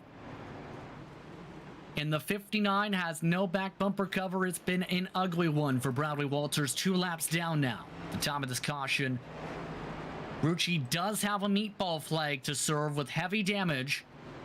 There's a lucky dog call coming this time around. Believe it's Kevin Franks. But everyone but Holden McGill, Hunter Thrower, Jeremy Berger has pit from the top 8. Even Uphold came back in. This could get interesting. My goodness. Did not see that coming. That's a bunch of guys taking new tires, too. I bet you. 13, 14 lap old tires. Wilson, remember, was not eligible for the lucky dog because he crashed, but will take a wave around behind the iRacing pace car. But this is a strategy we've seen official racing a lot. If you get a caution late, don't be surprised to see drivers stay out here. McGill, Thrower, Berger, Deal, LaPinta, Brooker, Duke, Green, Flores, Stone, Peterson have taken that chance. Here's the thing, though. You know who this caution helps the most? Not Uphold. It helps Brooker, who picked the previous lap. He's got that fuel only, yes, but he's in the top 6 now. Yes, he is. In fact, he may have taken 2 and 9.7 second stop. Yes, 2 tires. Yeah, I was just looking at that. I think he took 2 tires. That might be enough to be able to get this move done if that's enough to help. Yeah, but it's been a very long time Justin, since these guys had to do a restart. Think about that. I mean, they've done, what, 2 green flag stops since the last restart? Let's hope they remember how crazy loose these cars are on fresh tires, or on a restart, I should say. Wow, I've just got a feeling, man. We said it earlier, cautions breed cautions. How many tips do they get at a green-white checkered? Well, first of all, that will get confirmed to the drivers in sim in just a moment or so. Again, we are past 50% distance, so the race is official on that mark if there was to be troubles in terms of that side of things. But in terms of how many green-white checkers, they will get that command now. 3 attempts are available. Be able to make it to the run to the end. Again, if they take the white flag, there will not be a caution from that point. If we get a caution before that point, we will re-rack them and stack them. Very interesting, yes. These are the kind of moments I live for in racing, Justin, to be completely honest with you. We thought it was all not planned out, but we thought we knew how it was going to go. We had a fairly good idea of what we were going to see, and with just the blink of an eye and a wreck on the exit of 3, all of that is out the window. And now it's wide open as to how this race could possibly finish and who could finish where. I love that about racing. I absolutely love it. Drivers are being told what lines they need to sign and align into.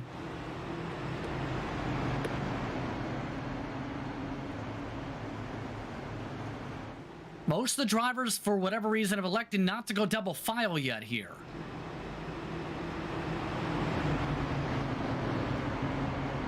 By the way, we talked about Butcher Benjamin, a bit of his luck throughout the series.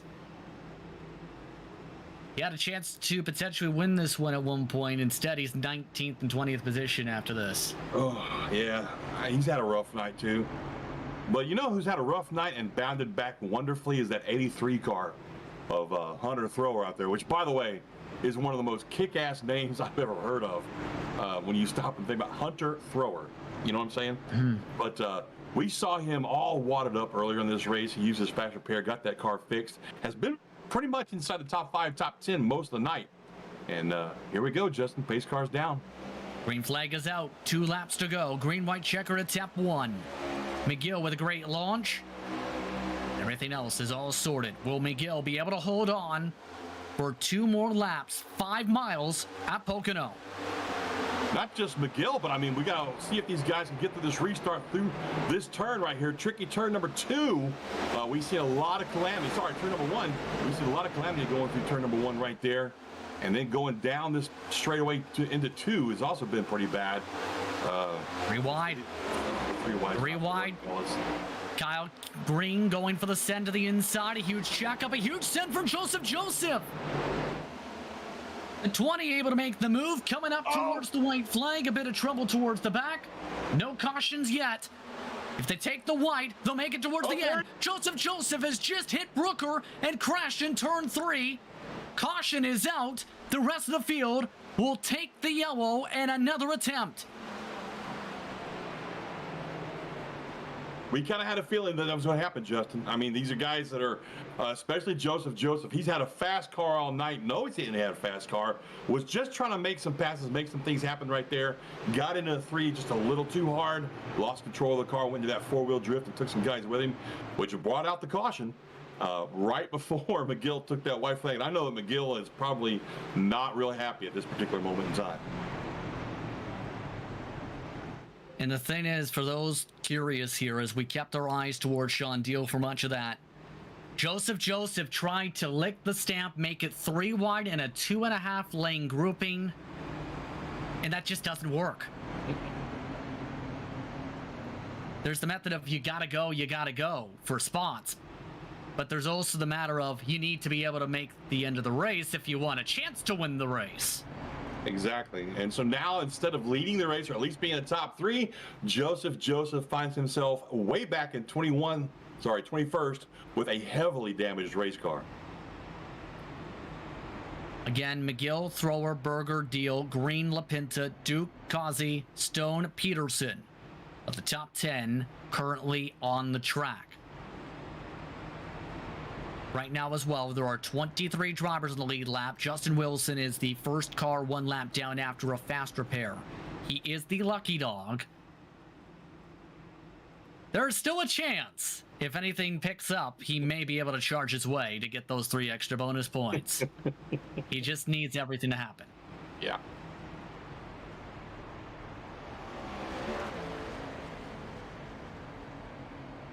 Again, it's the second GWC attempt after we had a run that lasted from lap 21 to lap 65.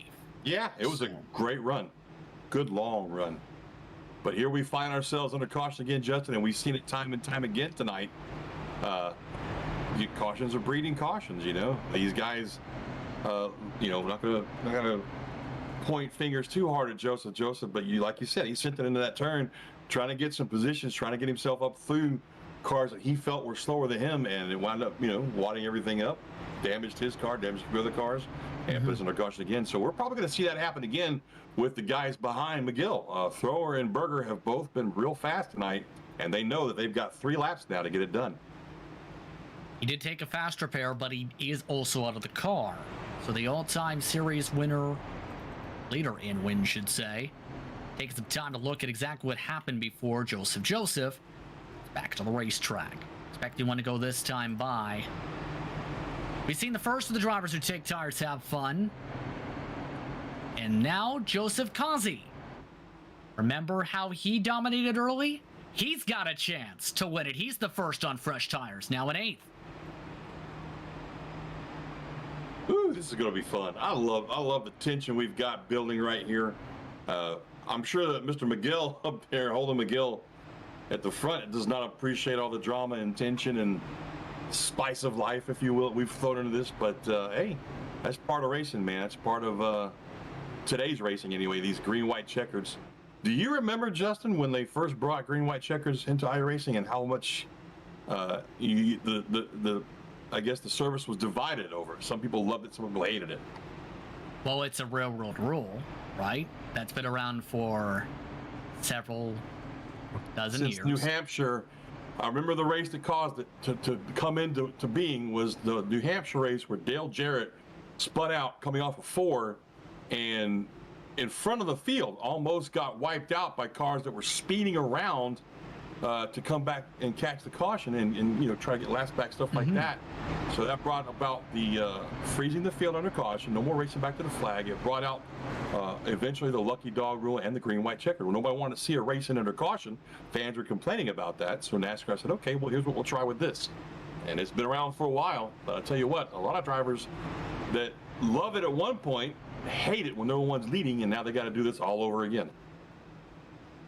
So McGill will try and hold on up at the front of the old tires. Now 19 laps in the stint. Here's another question, though. We got another caution for a couple of the drivers who stayed out these cautions. They may be close on the fuel. So that may be a thought, too. McGill has the least amount of fuel in the tank by our estimates. And you don't want to lose a race by running out of fuel in the final lap either. No, you can ask Dale Jr. about that. He wasn't. There's a few guys that have lost races on fuel mileage. It's not fun. I've dropped a couple or 2 of those, but that's because I can't do big math in my head. Or you end up making the call of you only need X amount of fuel if it goes green to the end. Yep. Then you add 10 more laps of GWC, including pacing. Never know. But with 2 laps to go, the Isosceles 175. Everyone's been learning how to solve an isosceles triangle in several formulas. The green flag is out. 2 laps to go again. McGill on the gas strongly. That's the benefit right there, Justin, of being the leader. You can choose when you go, and it helps you get just a wee bit of a cushion right there. As we see on the outside, Thrower taking away second, almost keeping contact right there with Berger in that 2 car. Trouble in turn 1. Cars are crashing into the corner. Up the track goes Brogdon. Caution is out. Final attempt coming as now another crash off the corner. The 88, that's Joseph Kazi, who was the net driver who had the freshest tires in the field. Bouncing off the wall 3 wide with LaPinta for a second big one.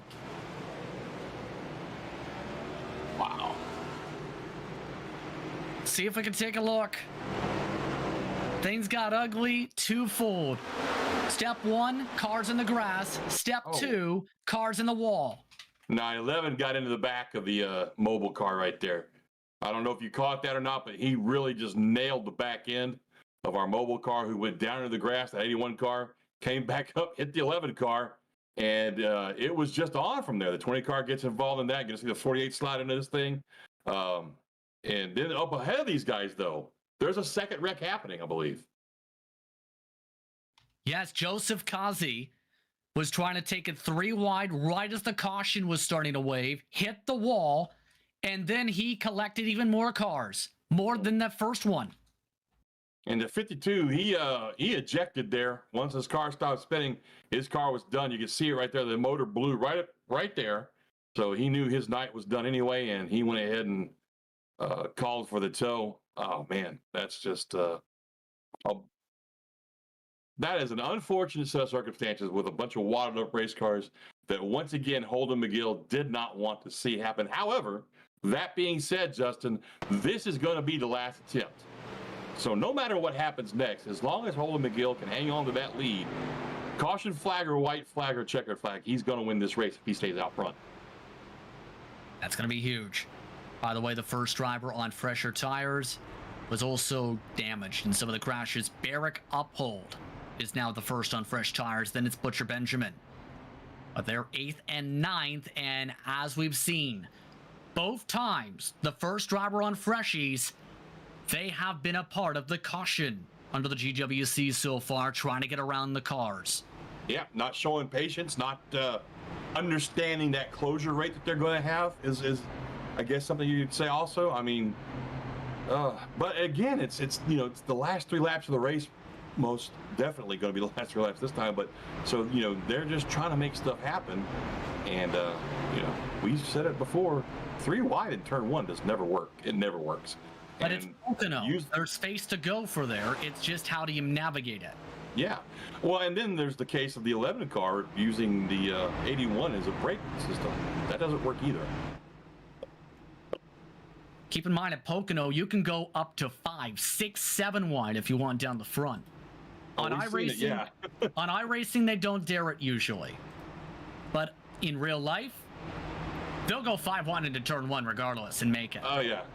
That's one of the to me, that's one of the greatest shots ever of racing, is when you've got that camera looking down from turn 1 back to turn 3, and you can see the entire field just spread out. It reminds me so much of those, the Formula 1 races when they start and you got like, 10 wide coming across the start-finish line there at the start of the race. But you're right. In real life, they'll force it. They'll go down into turn 1, 4, 5 wide, and they can usually make it work. But in iRacing, due to several reasons, one of the biggest being netcode, of course, you don't really want to try that.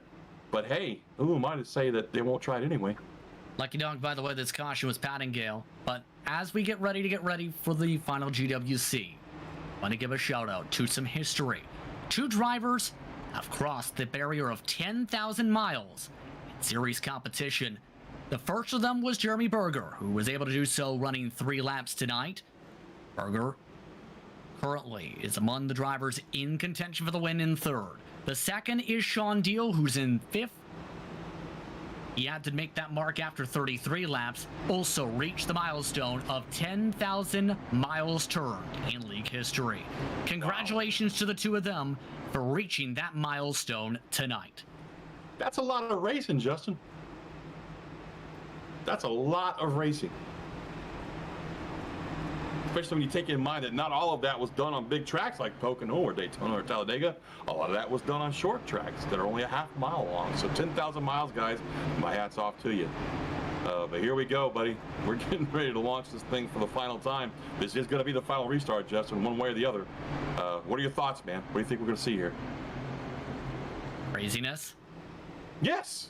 I wholeheartedly agree with you on that, 100%. And the tough thing's going to be, what will Barrick, Uphold, and Taylor Butcher Benjamin do? Because how aggressive they are, as well as what happens for everybody else in terms of how they are grip-wise, could decide if McGill wins it, or if we take the white, and then it gets interesting. if I'm back there in 8th place with fresh tires, I'm going to give the first lap just to let these guys get sorted out, keep myself right there in contention, but then I'm going to use that second lap to do my aggression, to be aggressive, to try and get those spots. But that's just me. I want to finish a race, you know what I'm saying? Final green, white checkered attempt. If we get a caution before the white flag, the race will end under yellow. McGill and Thrower are on the front row. Green flag is out. 2 laps to go, 5 miles from Pocono. Another good jump by McGill there on the inside. He's got about 2-3 car lengths ahead of the 2 behind him. They're still 2 by 2. That's going to be Berger and Thrower going down 1. See these guys fanning out back here, jockeying for position, going down into turn 1. He'll let by some drivers.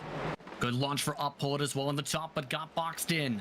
Berger for second, slips and slides into the wall, goes third. That's Thrower. Green elects to give a bump draft to the 2 car. This is what McGill wants to see with some of the drivers on fresh tires.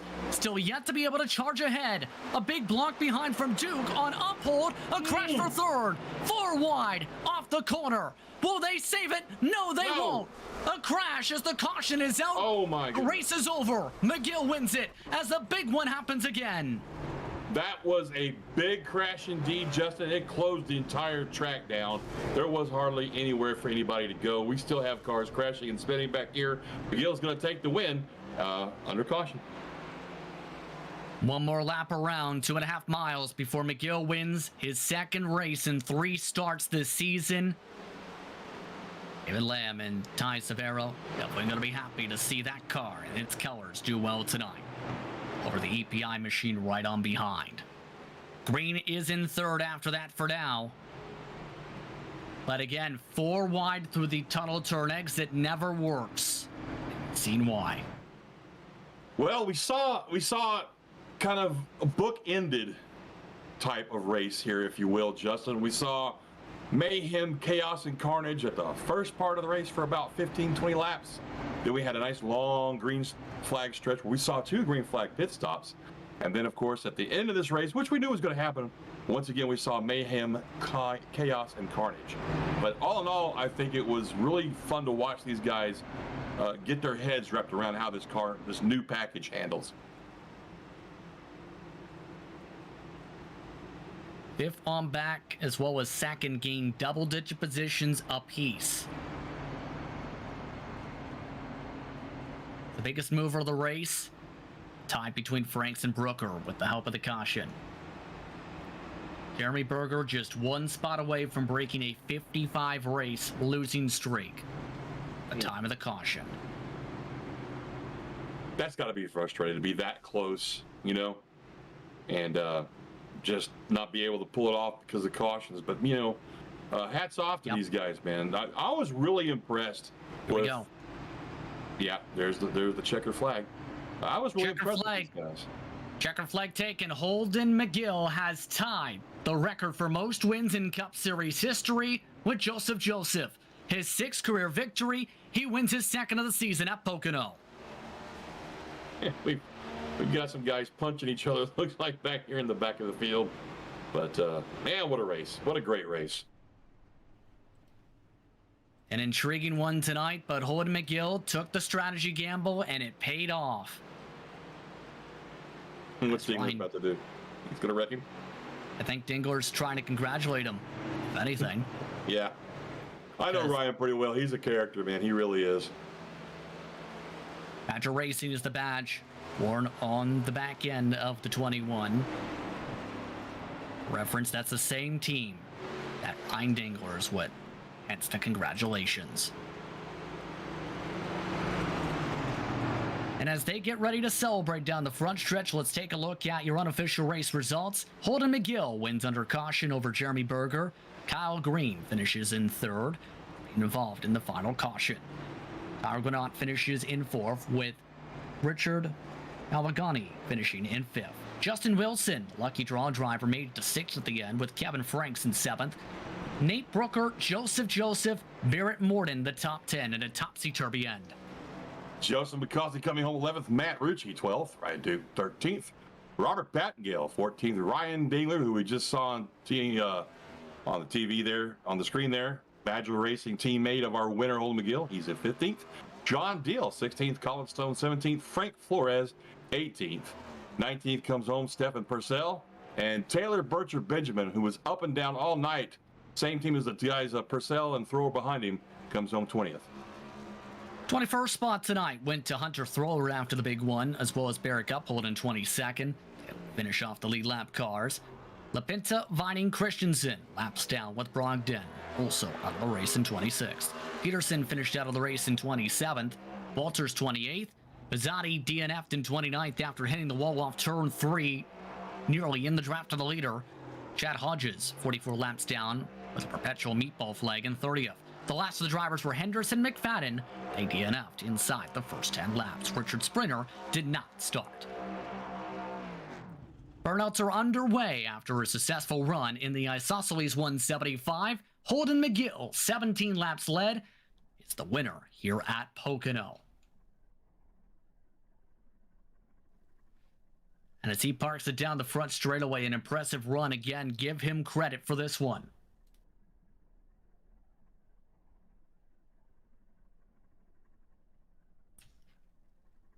With that, we'll take a quick step aside. I believe you're watching coverage of LSRTV for the Tucson Sound Art Cup Series here tonight from Pocono Raceway, here for the Isosceles 175. We'll be back in a moment.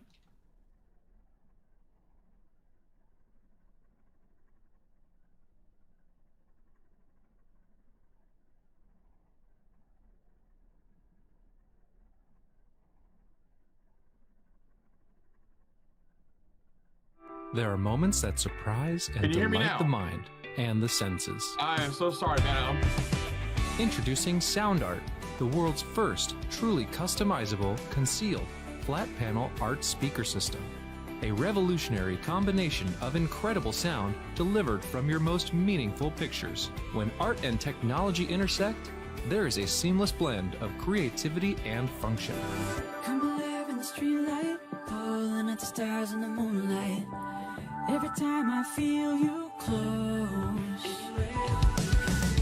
With Sound Art, anyone can print their own artwork or pick from numerous licensed artwork that we have. The possibilities are limitless. Enjoy beautiful and amazing sound throughout your home. The entire surface of your artwork generates incredibly robust sound. Sound Art is elegantly hidden behind a high-grade, textured canvas wrap, bringing together the best of sound and art. This innovative design allows for a truly invisible, high-fidelity sound experience without bulky speakers. For licensors and other businesses, we are capable of producing thousands of units per day. We're using the highest quality materials to give you the best product available in the market. Everywhere you look, there's always art. What I like so much about Sound Art, that you could just pair it and play. Ansia, your art never sounded so good.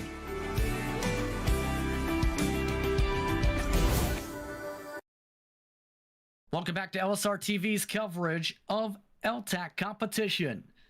And what a run for the Isosceles 175 tonight. As we get ready for post-race interviews, Jeremy Berger was just a spot short of breaking a 55-race losing streak. It's P2 for him tonight. Jeremy, so close, but the checkered flag and the caution flag wave, in the end, it's P2 for you, plus 12. How are you feeling in the EPI car? Yeah, it was pretty good. I honestly didn't expect to come home second, but a little bit halfway through the race, I guess you could say, I started to get grips with the car, started making some good moves. Ended up P2. I was going to say, what was that feeling like when you jumped in and got your preparation in and realized how the car felt compared to the high downforce many people may have been used to for a couple years now? Yeah, I definitely wasn't ready for it because I didn't do too much practice. But yeah.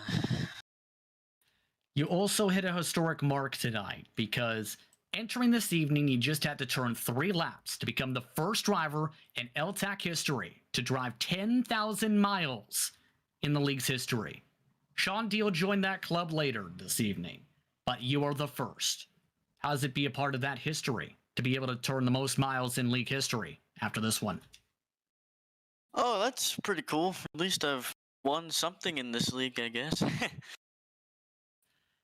Okay, on a more positive note, next race, you get to feel how the short track cars feel. Richmond Raceway, Commonwealth 200.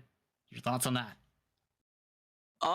In the Gen 6 car, I was decent there, but obviously this isn't a Gen 6 car, so I'll try to get some laps in, see how we go. Who do you want to thank for the run tonight? My teammates, EPI, ElitePerformanceIndustries.com, and yeah, that's about it. Congratulations on the second place tonight. A very stellar end to this one for you. Thank you. Jeremy Berger, second place this evening at plus 12 by the end. But one driver did roll the strategy dice tonight, and that driver represents another group in that respective space reference to. It's Holden McGill who rolls the dice and wins at Pocono. Holden, second win of the season. You're now tied for the most wins in series history. How are you feeling tonight? This car was exhausting to drive, I will tell you that. Do you like it how it is now compared to that, especially knowing how much this car's changed in the course of a couple of days to match the rear-wheel car? I'm not going to say whether I like it or not. It's just really different. Wow, okay. Either way, though, a big one for you, your second win of the season, a strong start to the campaign, coming off the bye week for the iRacing Daytona 24. How would you describe now the feelings after a strong start to the campaign, winning on the super speedway, then having a solid run on the road course to put you in a great points haul position after 3 races? Oh, it feels great. Other than last week, I don't feel like I could have had a much better start to the season. It's been running good every week. Just haven't always had the brakes go our way. I was very surprised it went my way tonight. I thought we were going to have a little cleaner run to the end, but can't always do that, and I'm just glad to be on the winning end of it this time. Richmond is next. Your opinions there, especially knowing how heavy the tire wear was in the past in the short tracks with this car. I'm not really sure what to expect with Richmond next week, to be honest with you. Anyone you want to thank before tonight? Oh yeah, as always, want to thank my teammates. We all work together, push each other to be better, help each other practice. Couldn't do it without them. Thank my sponsors, Pay to Win Setups, Main and Tail, Odyssey, D-Dub Button Boxes. Yeah, I couldn't do it without all the friends and support. And also want to thank the admins and to y'all for broadcasting. Congratulations again on the run tonight. Thanks, man. Holden McGill keeping his cards very close with the development with the car on the open side, as well as what he's picked up for the fixed side after tonight. But again, tonight was one with plenty of memories to make, some historic marks, and in the end, a wild, wild night for drivers learning how to redrive the next-gen car. The next time out for the series, as referred to, will be the Commonwealth 200. That's at Richmond Raceway. 200 laps will be up on the board on February the 4th. That covered again. Be sure to tune in approximately 9 p.m. Eastern Time here on LSRTV for what's expected to be an intriguing one from Richmond Raceway, the action track.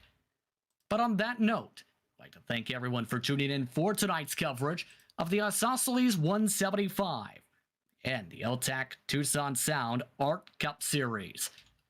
For my broadcast partner tonight, John Musten Jr., for my producer this evening, that being Mason Heimbaugh, my name's Justin Prince. Thank you for tuning in. You've been watching LSRTV for coverage of L-TAC action. Congratulations to Holden McGill, your winner from Pocono.